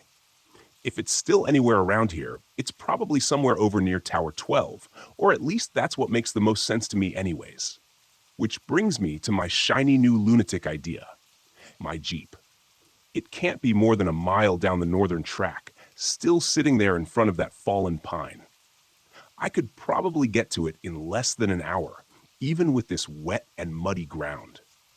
It had almost a full tank of gas, and I'm pretty sure I could outrun this mimic thing in it if I could get a straight shot down the service road. I definitely don't relish the idea, mind you. Every instinct is screaming at me to sit my butt right down where I am in this tower, and I know the ranger station will start getting a little antsy when Billy doesn't check in after a few days, but I'm also thinking they may extend it out a day or two in light of the foul weather. Maybe 5 days out in the wilderness, and then I'll have a ranger truck parked outside my tower. The question is, what they'll find when they get here. See, I've been thinking about it. Billy definitely knew more about this thing than I do. Certainly enough to not open the door when he heard it outside pretending to be a Girl Scout selling cookies. That makes me think that maybe the fence and the trapdoor might not be enough to stop it if it really wants in. As pants shittingly terrified as the prospect of leaving the tower and making for the Jeep is, sitting here cornered in my window-lined shack just waiting for it to show up in the middle of the night is worse. At least I have a chance out there. I still have the Magnum. It's been holstered to my belt since yesterday. They don't issue pea shooters for bear protection out here. This thing is the most powerful handgun in mass production. It'll put down anything in North America as long as you can hit it right. Any normal animal, anyways. Who knows what this thing is capable of? Still, it does provide a level of comfort and gives me some confidence that my plan may work. It's on my side for now. I'm going to try to eat a granola bar to put something in my churning stomach and try to build a little energy. I don't think I've eaten anything since yesterday. After that, I'm grabbing my pack and heading out. Wish me luck. I left my tower shortly after 10 a.m., and let me tell you, those were some of the most difficult first steps I've ever taken in my life. Stepping out through the chain link fence into that open space beyond my small compound felt like I was stepping off the roof of a skyscraper. When I closed the gate behind me, I stood there motionless.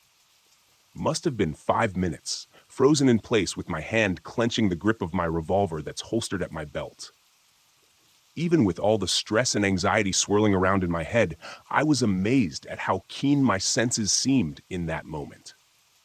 I felt like I could hear every rustle of leaves and smell every damp patch of moss in the thousands of acres of wilderness surrounding me.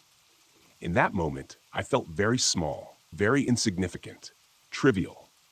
When my chest began to ache, I realized that I'd been holding my breath in subconsciously, afraid to make even the smallest sound. I let out a slow breath and forced myself to breathe normally again, scanning the trees. I turned slowly in a circle, eyes searching for anything that seemed out of place, like it didn't belong. But there was nothing there. Everything seemed normal, at least to me. Casting one last look over my shoulder at the refuge of my tower, I started off along the seldom used service road to the north, careful of my footing on the muddy and uneven ground. I allowed myself to move at a slow jog, fast enough to make good progress, but not so fast that I was announcing my presence to the world. Not so fast that I couldn't hear the forest around me over my own breathing. I stopped a couple of times during my trek to catch my breath and take a drink of water, and thankfully still seemed alone and unpursued for now. I wondered if it was out there somewhere among the dense trees, hiding in the muted gray shadows of the forest. Or perhaps it had returned to my tower in my absence and found it empty, and was even now tracking my flight along this trail. If I paused long enough, would it suddenly appear, rounding the gentle curve behind me as it caught up to me in order to prefer to move more stealthily among the trees and underbrush, laying in wait alongside the path ahead, ready for my approach? I had to forcibly shake myself of that line of thought. It wasn't doing me any good now. I was committed to my plan. The thought of retracing my steps and returning to my lonely watchtower held just as much terror, because now it's out there, unmanned, unwatched, and abandoned. For all I know, the mimic could be there at this very moment, ransacking my shack. I definitely didn't want to walk in on that little scene. I can promise you that much. I ended up making surprisingly good time on that northern path. It was only about 30 minutes before I saw the dim shape of my Jeep waiting dutifully in the middle of the path ahead. The matte tan paint job and black cloth roof stood out remarkably well against the muted greens and browns of the surrounding forest. Urging my pace to quicken, I covered the last 100 yards before I even realized it and found myself standing at the door, hand on the handle. I paused. A chill ran down my spine, inciting an unbidden shiver, and I realized then how quiet the forest around me was. I wasn't sure how long it had been this way. I felt that something was out of place, and so did the native fauna.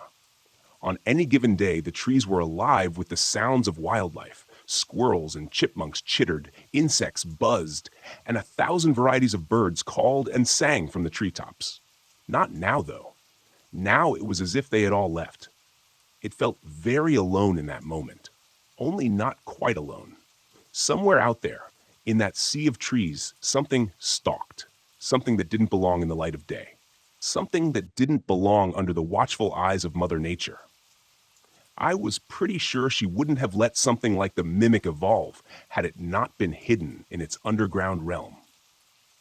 The door of the Jeep was thankfully quiet as I depressed the latch and swung it open.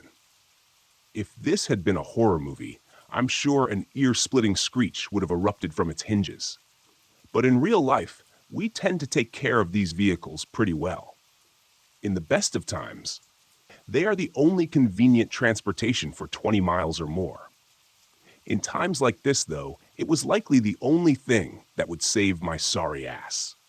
I jumped in and pulled the door shut behind me with a dull thunk, subconsciously locking it. I almost laughed when I did that. The entire top of the Jeep was nothing more than canvas and plastic windows. A feisty hamster could probably have penetrated my little haven, and I doubt the mimic would even think twice about it. The Jeep fired up immediately when I turned the key in the ignition. and I threw it in reverse for the most ungraceful 14-point turn you've ever seen on the narrow and muddy service road. Once I got it turned around, I didn't waste any time directing it the way I'd come.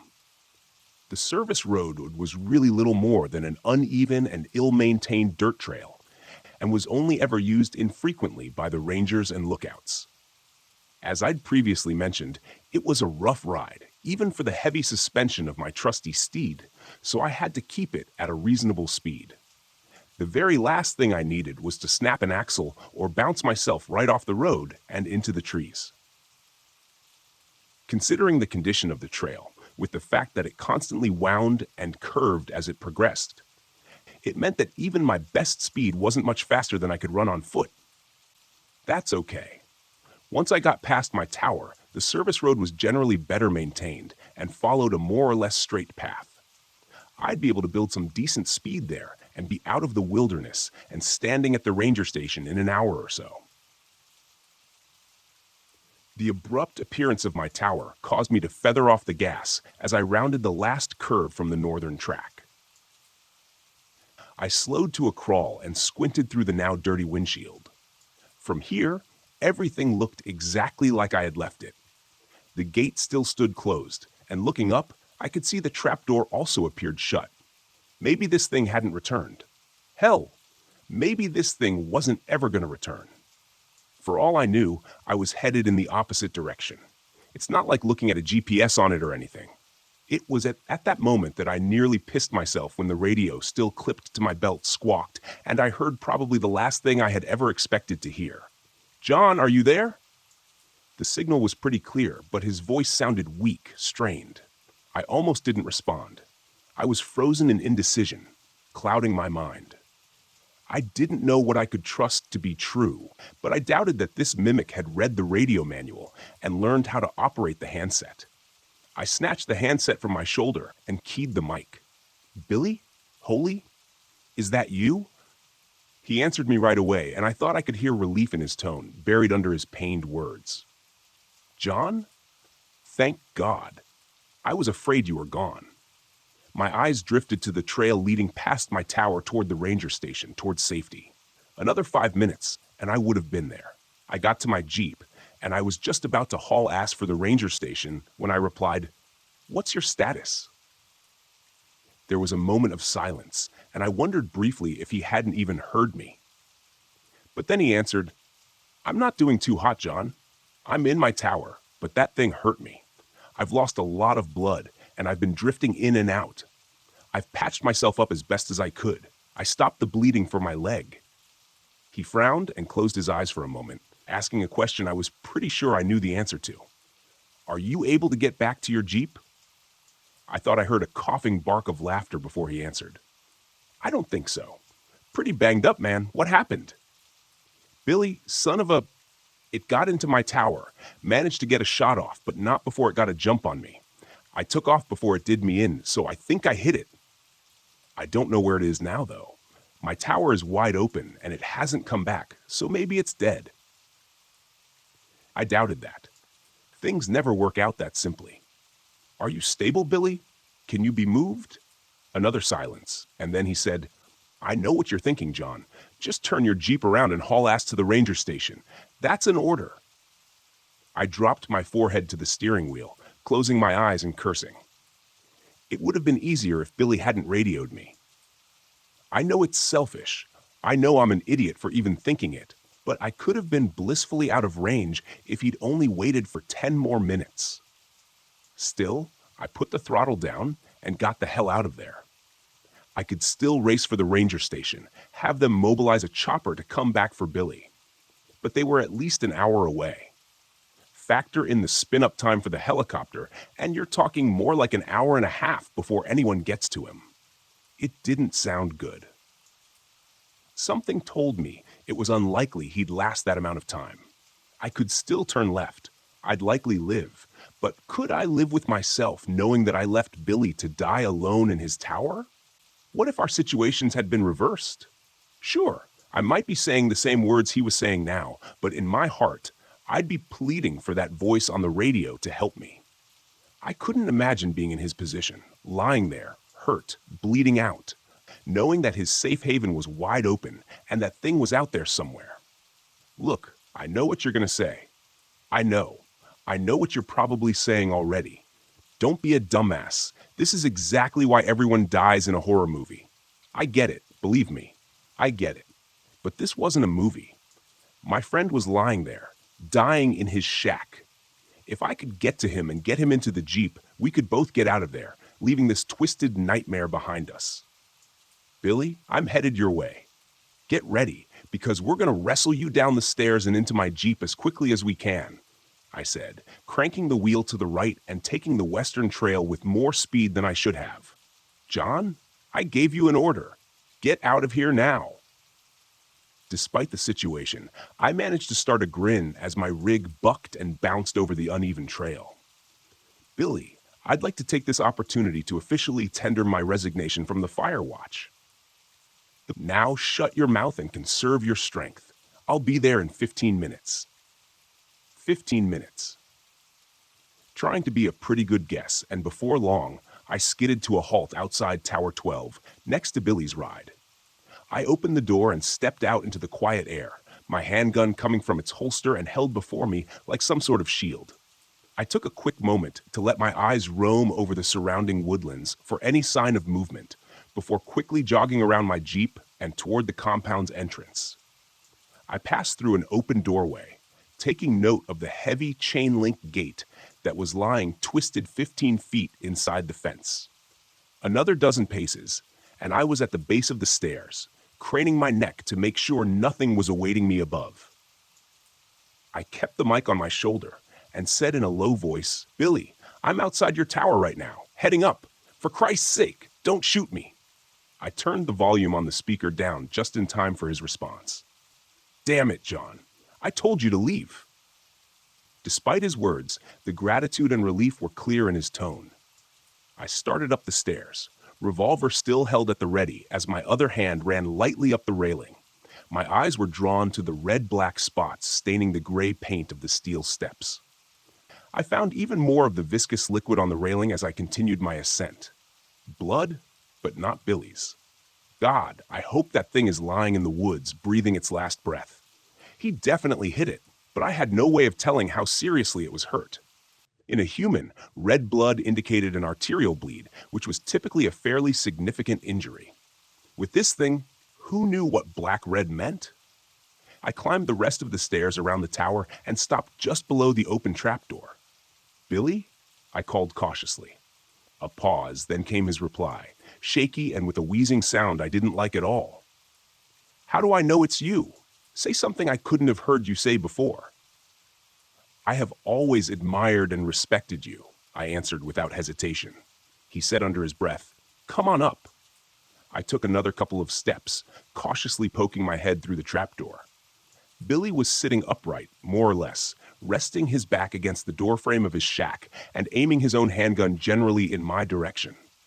As soon as he saw my face, he dropped his hand to the side, the stainless steel barrel clanging against the metal walkway. As I stepped fully through the trapdoor, I noticed two things immediately. Firstly, there was a significant amount of that black-red goo splattered around. Secondly, I realized how badly injured Billy was. His face had gone gray with a sickly paleness, and his breaths came in ragged hitches. Blood-soaked bandages wrapped both forearms, and his face was covered in a crimson rag taped haphazardly down. His entire khaki park shirt was painted in a hellish tie-dye of shades of red, but it was his leg that worried me the most. A tourniquet had been tied around his thigh, and he was groaning, but the pants leg was a cherry red below that, glistening in the late morning light. "Jesus, Billy," I exclaimed, holstering my gun and rushing to his side. He waved me off, saying, "All beside me. I know it looks bad. Save it for later. Let's get out of here before that thing decides to come back for another round." I nodded and stood again, taking a quick glance past him into his shack. A twin of my own tower, normally Billy's looked like a war zone now. His table and desk had both been overturned and smashed, along with his base-set radio on the floor. On the floor nearby was a satellite phone, its antenna and display obviously smashed during the attack. Lifting his arm over my head, I helped him to his feet. He grimaced in pain, but threw his remaining strength in with mine, and we began the precarious descent through the trapdoor. "Did you at least get to make your phone call?" I asked him as we took the steps carefully and agonizingly slow. He shook his head. "Got here just as I was getting ready to. Excusing your voice, telling me that you were from the Park Service and you were here to help." He looked at me with a shaking astonishment. "Sounded just like you, John." I looked over the catwalk, railing down at it. He winced again as we stumbled on a step. "Almost there, John," he continued. "Well, yeah, I've never seen anything like it." I shook my head as we reached the bottom step and moved onto the rain-soaked ground. I grunted with exertion. "Save it, Billy. We've got a long ride ahead of us. Plenty of time for that later." He just nodded as I maneuvered him and ran to the passenger side of the Jeep and helped him climb in.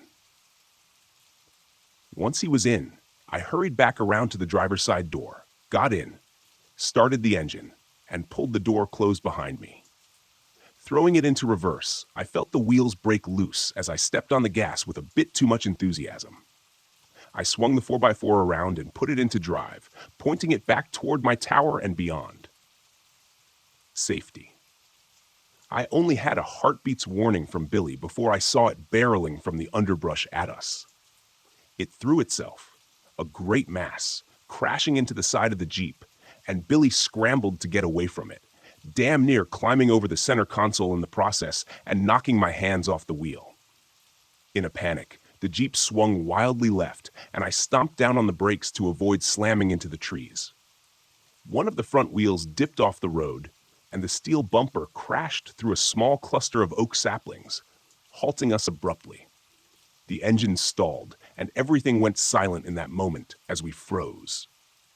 My breath hitched in my lungs, and my eyes widened in shock as I laid eyes upon the abomination for the first time. My first impression was that it was much larger than I had thought, but the nightmare visage before me eclipsed such a pedestrian observation. The thing stood in the middle of the trail, still shaking its head as if trying to recover its senses after the collision with a 2-ton vehicle. It looked vaguely humanoid in a sense, but it walked on 4 limbs, clearly proportioned to such a task. It was hairless, and its mottled pink-gray skin stretched taut over muscles, bones, and odd, unidentifiable bulges. The limbs seemed to have joints that bent in all the wrong directions and ended in what had been claws, but instead of the distinctive keratin-composed sharp nails that seemed so familiar in the natural world, these seemed to be extensions of the creature's skeletal structure, protruding painfully through its veiny, translucent hide. The worst of all was the bulbous and disproportionately large head, topped with an oddly gaunt-appearing neck. It was oblong and reminded me of the shape of a feline's skull. Its mouth seemed a jagged tear across its face, with ill-fitting and chaotically positioned teeth that didn't seem to allow the mouth to close properly. I couldn't see any eyes, but where they should have been, instead, there were 2 bulbous and cyst-like organs, seemingly bulging and flattening in a slow rhythm as if bladders were filling with air or liquid. I reeled back in revulsion as it turned its sightless head in our direction, searchingly. Flaps of skin on either side of its malformed snout opened slowly, like some obscene blossom composed of milky gray bat wings, and I had the sense that it was using them to try to somehow locate us. It was then I saw where Billy's shot had struck the creature in the face. One of the snout flaps was nearly completely severed, hanging limply in contrast to its sibling. A gouge furrowed by the bullet's travel creased along the right side of the thing's head, piercing and ravaging the bulbous organ on that side and leaving it a deflated sac. When it turned its head further in our direction, I could see clearly where it had bled significantly from the shot, but I was horrified to see that the wound had already sealed itself, leaving a shiny silver scar to mark the incident. "I knew I hit you, you bastard," Billy whispered, half to himself. The mimic stopped its motion, and we watched as the uninjured bladder on its head expanded like a half-filled party balloon. It dipped its head a bit, and we saw 2 membranous slits in the top of its skull dilate. A moment later, The twisted sound of a human voice assaulted our ears. "I know you're out there." The voice was unmistakably Billy's, but it was distorted and wrong. I thought that the wound from his gunshot probably had something to do with that. The thing raised its head again, turning a bit more in our direction. It took a few experimental steps forward, then paused and lowered its head. This time, we heard what sounded like the painful roar of a beast, almost perfectly replicated, except for that same distortion we had heard previously. "Killed a bear." I held my breath as we watched it again raise its head and take a few more contemplative steps in our direction, slowly swinging its grotesque snout back and forth. I could see how the flaps of skin that were flared open, where its nose should have been twitched minutely back and forth, and I felt like it was using them to listen for us. "Knows we're here somewhere, but he can't see us," whispered Billy, leaning close. "But if it gets close enough, I'm thinking we're done for." I looked over at Billy and realized that there was no way he'd be able to make a run for it in his condition. From the look of the thing growing ever closer to where we cowered in our Jeep, I thought it was likely we didn't have much time before it got close enough to hear our breathing, our heartbeats, or whatever, even inside the 4x4. And when that happened, I knew what would come next. Billy closed his eyes for a moment and turned to me. There was something in his eyes then, sort of acceptance. So he didn't like it one bit. "Get ready with the cannon," he whispered. "Only gonna get one chance at this." "What are you talking about?" I asked. A moment later, I had my answer. Billy took a deep breath and mustered every bit of strength to fling the door open and stagger out of the Jeep. "I'm right here," he shouted, limping weakly across the road from the Jeep. The mimic whipped its head in his direction instantly, but tilted its head to the side, seemingly momentarily puzzled at this unexpected turn of events. Billy held his own magnum in his hand, but it was too weak to raise it towards the beast. Still, he pulled the trigger, and a resounding boom seemed to shake the air. The mimic flinched at the defining sound of the gunshot, the flap of membrane at its snout snapping shut protectively. But its stunned hesitation didn't last very long. In an instant, faster than I would have thought possible, it launched itself on powerful limbs at Billy, knocking him to the ground and tearing at him with teeth and claws. I heard my friend screaming, then a horrible soul-rending sound that I'll never forget as long as I live. But now was my chance, and I took it. I swung the door open and stepped out of the Jeep, my gun coming free of its holster in the same moment. The creature was preoccupied with what was left of Billy, but as soon as I brought the gun up and thumbed back the hammer, its head swung around at me. It crouched like a compressed spring, preparing to launch, but I was quicker. The report of the gunshot was incredible, and the recoil from the powerful round rocked my wrist back painfully. The beast staggered, and I saw a burst of blood and tissue explode from a wound where its shoulder met its neck. It howled an otherworldly cry, sounding like a bedlam mixture of man and beast. But though the wound seemed terrible, it tried once again to throw itself at me. I was set on my course, though, and took step after step toward the creature, pulling the trigger again and again until the gun ran dry. All I was left with was the clicking of the hammer and a high-pitched ringing in my ears. The acrid smell of gunpowder stung my nose, and by the time I finally stopped, I found myself within only a few feet of the horrific thing. 6 blackened holes stippled the neck and torso of the creature where the bullets had entered, and I knew that the destruction of their exits on the opposite side would be far worse. The mimic lay sprawled across the ruined body of Billy Johnson, its weight crushing whatever had been left of my friend. Black-red blood spread out from beneath the thing's bulk like an oil spill across a smooth floor. I noted with some muted surprise that the creature still twitched and slowly flexed its powerful muscles, and a wheezing sound was quietly emanating from the slits on the top of its skull. I holstered my empty handgun and scanned around the ground for what I knew was there. A moment later, I spotted it. Billy's own magnum, lying half buried in the muck where it had been torn from its grip under the weight of the monster. I snatched it up and shook it clear of most of the mud and grass. Opening the cylinder, I saw that only one unfired round remained. That was enough, though. I approached the horror before me without apprehension or pause, my eyes focused on this thing that had caused so much pain and terror. I thumbed the hammer back and placed the muzzle against the mimic's head, which still convulsed with some small remaining life. I didn't know if it would be able to heal from the wounds I had already inflicted.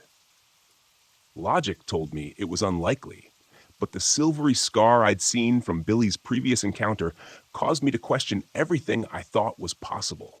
I felt the tremors from the creature vibrate through the gun as the barrel rested against its skull, right between where its eyes should have been. I tensed my finger on the cold steel of the trigger, and the crack of the gunshot echoed throughout the forest.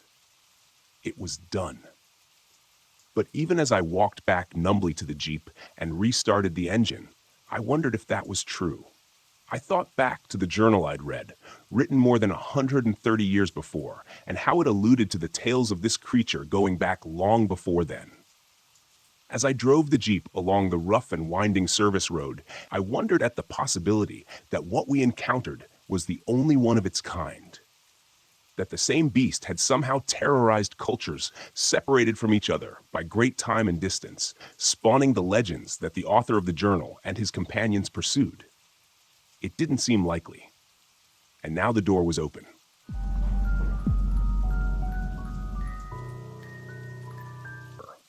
The job of a Yosemite Park Ranger isn't what most people imagine. A lot of people picture us as law enforcement types, handing out tickets and enforcing park rules, when really that's a very niche aspect of it. Mostly, we're just here to assist you, handing out maps, not speeding tickets, and giving people directions to the best views or ideal camping spots. We remind people about safety and weather conditions from day to day.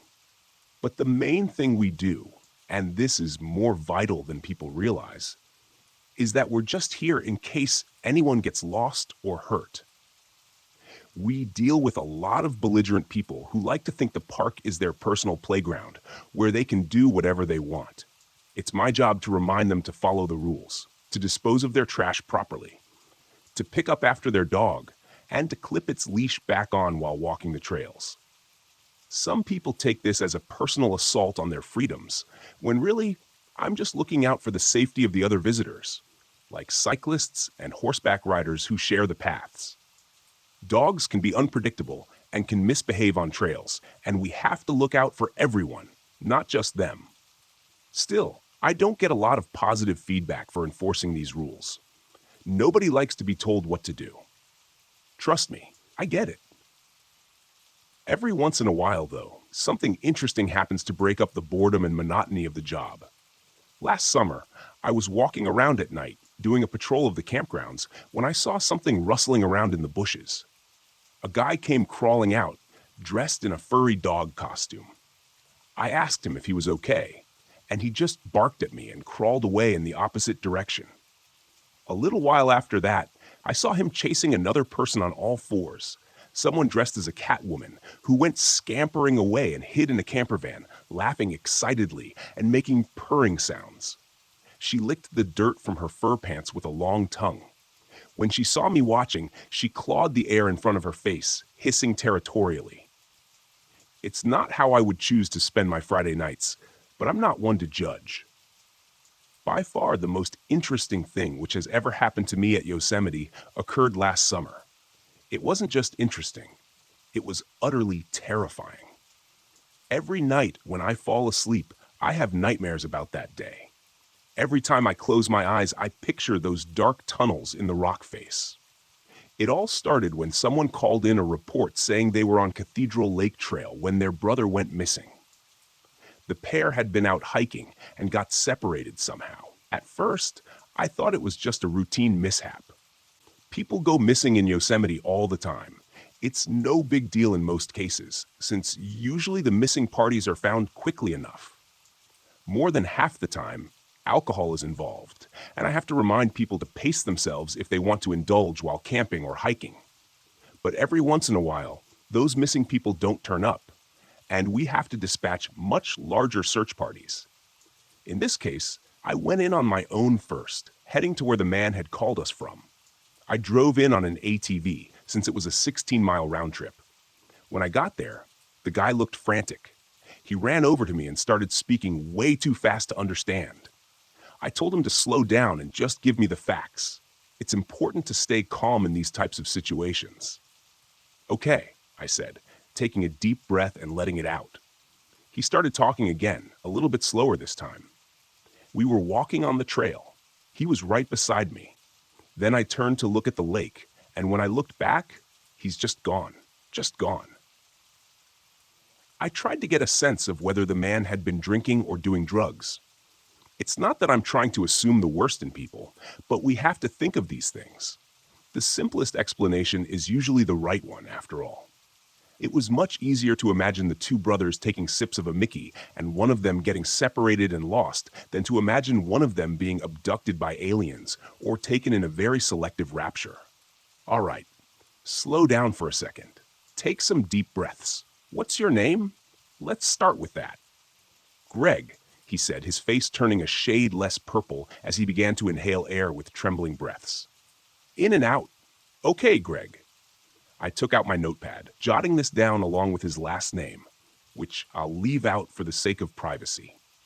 And what's your brother's name?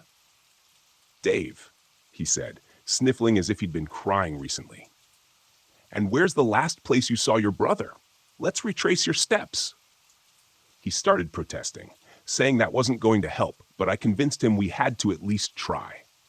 Greg led me back a little way to where he'd seen his brother last. I walked back here already and I looked around, all around here, before calling you guys. I thought maybe he went off the trail to take a leak and tripped, hit his head, something like that. I don't know. I was grasping at straws, but I think something... He hesitated. Something what? What do you think? Something took him, like those stories you hear about. He looked embarrassed, but I tried to get more out of him. Which stories? You know, you hear those stories about Yosemite and other national parks.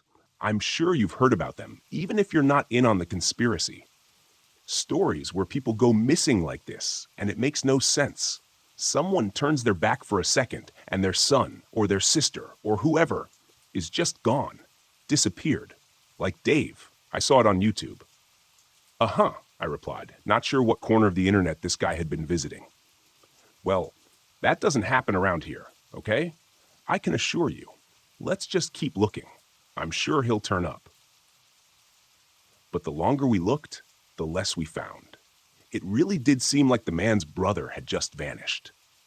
I was about to call in for more support, maybe even a canine unit, when the man yelled from a little ways off the trail, saying he found something. Following the sound of his voice, I eventually came to find him at the base of the mountain, face to face with the granite wall. At first, I didn't understand what he was doing there, so far in the forest. But as I got closer, I saw there was actually a cave, well hidden in the rock face. It blended in perfectly with the mountainside until you were almost nose to nose with the pale gray stone. Good job, I said, patting him on the shoulder. But then I looked around at our surroundings, getting nervous. We were far from the path, in the thick part of the forest, which was overgrown and tangled with vines and shrubbery. Do you think he would have gone into this cave on his own? I asked. Greg looked around, as if checking to see if his brother had left a message for him. There was nothing. It's not like him to just leave me on the trail alone, especially not for this long. If this was a prank or something, he'd have come back by now. I can just tell something's not right. Has your brother played pranks on you like this before? I asked. The man was in his 20s, and his brother was probably of a similar age. Young men occasionally get lost or injured trying to scare each other by pulling pranks or filming videos in the woods. It was rare, but it had happened before. Once or twice, he admitted. I didn't call you guys for a while because I thought he was messing with me. I wouldn't put it past him, but not for this long. I was getting annoyed. Mosquitoes were biting my neck, and I was sweating in the heat of the afternoon after marching through the foliage for hours. I imagined the guy hiding inside the cave, trying to scare his younger brother. Maybe he'd fallen asleep in his dark hiding place, or he was just pushing it too far. But either way, I was upset. If this was a prank, it had wasted most of my afternoon when I could have been doing better things. It probably annoyed me even more because I have my own older brother back home who played tricks on me in my younger days, and this was bringing back bad memories. "All right, you can come out of there right now," I yelled, marching into the cave, thinking the young man would be hiding in a small alcove, and I'd give him a piece of my mind. I turned a corner and saw a dark tunnel leading deep into the darkest recesses of the granite. It seemed to go on forever. This made no sense. As far as I knew, there was no tunnel in this location. One this large would have been mapped and reported, but this had been well hidden, nearly invisible in the rock face. I wondered if anyone knew about it, and I wondered if it was safe. I didn't feel comfortable going in any further. The dark space seemed to stretch endlessly into the distance, and I was getting an eerie feeling standing there. It felt like I could almost hear voices whispering from all around me. The words were lost in the echoing cave, and I got a strong sensation that we weren't alone, like there were icy fingers walking their way slowly up my spine. The other man came in behind me, marveling at the cave for a second before continuing to press onward. "Come on," Greg said, forging ahead. "He might be in trouble." He was anxious to keep going. Not scared enough of this horrifying place with whispering voices coming from the shadows all around. His apparent lack of fear made me twice as scared. "I'm going back for help," I said, shuffling backward. "This isn't safe. Nobody knows we're here." My training and instincts were overwhelming my curiosity, but Greg didn't care. The man just continued going forward, disappearing into the darkness. A few seconds later, he was gone, and there was no indication that he had ever existed in the first place, except for my memory of him. "Greg!" I called out into the black abyss. There was no response. He might as well have been a ghost. An overwhelming urge to follow him rushed over me, and I took a few stumbling steps forward, feeling hypnotized by that black tunnel leading on forever ahead of me. But then I shook my head, slapping my face as I tried to wake myself up from whatever trance I was in that was overruling my common sense. I turned around and left the cave, my legs shaking and my hands unsteady as I called for assistance. After meeting the search party back at the trail, we went through the woods again to find the cave hiding within the 10,000-foot-tall rock face of Cathedral Peak. But it was gone. I remembered having trouble finding it the first time, thinking it was well hidden among the pale gray surface of the mountainside. You had to be nearly face to face with the wall to see it. It was so invisible among the crags and the boulders. I tried to tell my supervisor and the other members of the search party, but they didn't believe me. They said there was no tunnel there. They looked for hours and found nothing. Helicopters swept the area. More teams with more dogs, bloodhounds and German shepherds. But nothing was turned up. There was no trace of anyone having been out there. Except for me. Except for me, dumbfounded for the rest of the week, and for the rest of the summer, I couldn't focus on anything. My mind kept going back to that conversation I'd had with the man on the trail named Greg. The man who lost his brother and then disappeared into a cave that didn't exist. More and more, I began to wonder what would have happened if I'd followed after him. It took a full year for me to build up the courage to go back out to that exact same spot again. It happened to be on the same date, around the same time of day. Only this time, I wasn't on duty. It was my weekend off, so I had plenty of time to comb the area for clues.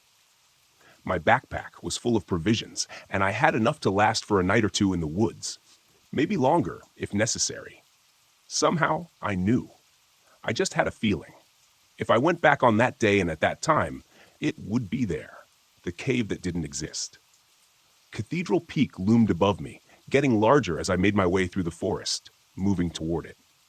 The gray clouds above were shrouding the sun in darkness, while the thickening canopy blocked any remaining light from overhead.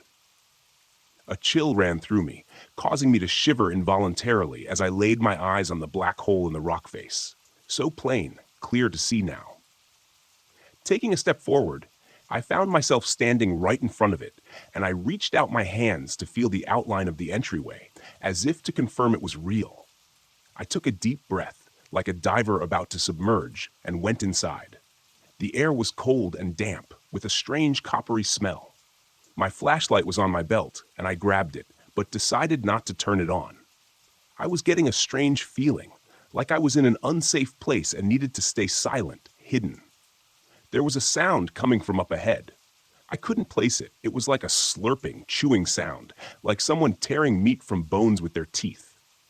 As I went deeper and deeper into the tunnel, the air became colder, so damp. I felt droplets of water running down my face, into my eyes. A trickle of light was filtering in from somewhere as well, causing the cavern to faintly glow in places. The air seemed to shimmer and dance in front of my eyes. As I went deeper and deeper, feeling entranced as I stumbled along in the shadows, I realized there was something wrong with me, as if I had been drugged. But strangely, I no longer cared. In fact, I found the sensation quite pleasant. But then I was abruptly awoken from my daydream as I came around a corner and saw the horror unfolding within the guts of Cathedral Peak. I can't possibly explain what I saw down there, and the shadows obscured most of it, drenching the monstrous creature in darkness. The impression I got was of something like an octopus or squid, crossbred with some oversized plant or dark fungus of some sort, sucking and slurping, chewing and crunching something between its teeth. After a few moments of inspection, I realized it was a person's face that was being eaten, as the details could just barely be seen in the dim light of the cave. Skin was being stripped from its cheeks, the eyelids ripped off, the lips peeled back and slurped up like noodles. Tentacles like tangled vines were slithering and sliding across the pale gray stone floor all around me. At first, I thought it was mud beneath my feet, but when I came fully to my senses, I realized it was blood mingling and mixing with the dust beneath my feet, creating a dark, toxic red slurry which sucked at my boot heels. There were tentacle vine things everywhere. I realized with numb shock my feet were actually stepping on some of them, and I was amazed the creature hadn't noticed me yet. If it was a part of them. But it was obviously caught up with whatever meal it was currently ingesting. Feeling very glad I hadn't turned on my flashlight, I began to back away very slowly, my boots crunching across the writhing tentacles. A sick knot in my stomach was rising up and threatening to make me puke, fear and revulsion twisting my gut. My mind was spinning, and my thoughts were racing. Understanding there was a very good chance I would never leave this place, I tried desperately not to step on any more of the squirming, writhing tentacles which moved and twisted on the floor of the cave, soaking and basking in the blood which had been spilled everywhere like pigs rolling happily in the mud. There's no possible way there could be so much of it, I thought. No one person has this much blood inside them. This is like a flowing river.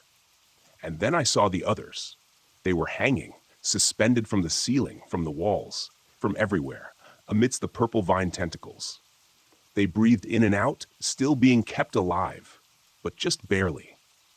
Dozens of them were strung up and down the length of the cave, their chests rising and falling with weak breaths, but none of them opening their eyes or speaking.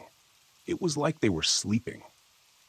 After a few long moments of searching, I found him, Greg, the hiker from the trail, who was looking for his brother. He was hanging upside down from the wall just beside me, his eyes closed. Parts of him were missing, a piece of his cheek, part of his hand. The wounds were slowly healing. The creature, whatever it was, kept its victims alive down there. I realized it was ingesting them slowly, perhaps even using other pieces of its victims as nutrients to feed the ones who were dying of starvation, like an otherworldly pyramid scheme built of blood and human remains. Tucking that mental image away, I grabbed Greg's shoulder, hoping to wake him up quietly. His eyes shot open a second after I touched him, revealing only the whites, and he began to screech. And I don't mean screeching like he was screaming out of fear or pain or anything like that. This was an inhuman alarm cry, which signified to me immediately that there was no shred of humanity left in him. He was now a part of the hive mind of this creature and its tentacle army. As his head turned on a swivel, I saw smaller tentacles were wrapped around him, going into his brain, into his neck, invading his ears and eyes, and drilled into his spinal column as well. I screamed involuntarily seeing these details and heard the creature in the tunnel as it recognized my presence. It wasn't fast, whatever it was, but it was huge, and I was in its home. The cave shook around me, dust and pebbles falling from the stone ceiling. As I backed away from the hiker and he continued to shriek, beneath my feet, the vines were suddenly moving quickly, sliding around so I couldn't find my balance, whipping back and forth. As soon as my shoes found purchase on the stone floor beneath me, I began to run. The tunnel was alive all around me now, the vines twisting and bending toward me, reaching out like greedy hands trying to grab me as I raced past. Looking over my shoulder, I saw the amorphous creature's central girth was finding its way through the cave and was moving my way, a lot faster now than I would have thought possible. But then again, I wouldn't have thought any of this was possible before living it. The light of the entryway was just up ahead, and I could smell the fresh air. I could see the sun. And then my feet suddenly slipped, as if someone had pulled a rug out from under me, and I went crashing to the ground, face first. My jaw closed hard and I bit my tongue, causing it to bleed, the taste of copper filling my mouth. A second later, I tried to get to my feet. The mental image of those poor trapped people could be seen clearly in my mind's eye. Thinking back, I think the creature, whatever it was, needed us to be unsuspecting. If we were aware of what it was doing, its hypnosis wouldn't work. It was like a chemical it released to cause people to want to explore the cave, like a pheromone that insects use to communicate. Only it was geared toward people. But it didn't work well if you knew about it, and if you understood what the creature's purpose was. Still, it released more of that pheromone, or whatever chemical it was using to lure people in. And I actually felt my legs grow a little heavier. My eyelids, too. There was a powerful urge to rest now, and it felt like I had just worked 3 night shifts and really needed to sleep. But then the wave of hypnosis passed, and I felt the rumbling of the ground beneath me. That broke me from my trance again and caused me to scramble to my feet from the cave floor and run. As I neared the cave entrance and sprinted toward it, leaving my backpack far behind in an effort to lighten the load, I saw the rocks were actually closing in, narrowing the gap. The entryway was shrinking. Somehow, it was the vines. I realized they were what was camouflaging the entrance, their color changing to match the pale gray stone. I picked up my pace, the twisting forms beneath me making it even more difficult. I didn't dare risk a glance over my shoulder, feeling the rumbling of the floor and knowing the bulk of the creature was just behind me, closing in. The gap of the exit was narrowing even further, shrinking to the size of a dartboard. I dove headfirst into it, imagining my face slamming into a sheer rock wall as it suddenly turned to stone right in front of me, sealing me into this little dark labyrinth of suffering forever with the rest of those tortured souls. My eyes were squinted tightly shut as I felt the vines pulling and tearing at me as I went through the gap. For an instant, they squeezed in around my midsection, threatening to stop me like Winnie the Pooh after an unfortunate attempt at pilfering honey. But I popped out of the hole, and it sealed behind me in an instant. I heard a loud crash as the creature flew headlong into its own obstruction trap it had created for me, to keep me there. It hindered its own escape, preventing it from chasing after me. I could hear it thrashing and clawing at the vines, desperate for more flesh to sustain itself. Whatever it was growing too large even for its own control. Left alone to feed in the heart of the mountain, the creature would eventually destroy itself, would consume its own flesh to sate its monstrous hunger, like a snake eating its own tail. I had a very strong suspicion that was true. With that very specific idea in mind, I wandered back to my car. It was easier now, without the backpack and all the gear. But the walk back out to the cave would be harder. There would be lots to carry next time. After a trip to the hardware store, I went back out to the trail. It was nighttime now, and the place was abandoned. I borrowed one of the Ranger ATVs and took my supplies out to the spot where the cave had been. After bringing a few buckets of water from the lake, I began my work. Since I had marked the cave, it was easy to find again, and I began laying down the fast-drying cement on the mountain face. As park rangers, our job is actually to stop people from vandalizing mountains in this way. But I got the feeling Mother Nature would forgive me.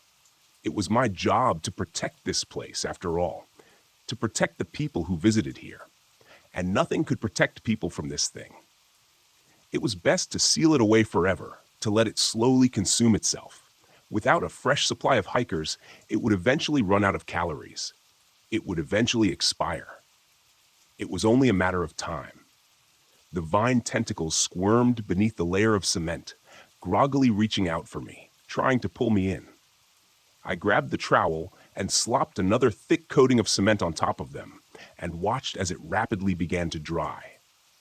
The tentacles began to smooth out and settle back down again, falling asleep and looking very much like the rock face of the mountain again.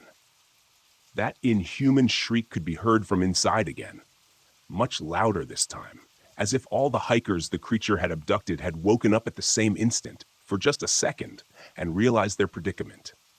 "Sorry, Greg," I muttered to myself, alone in the dark forest. "I told you not to go in there."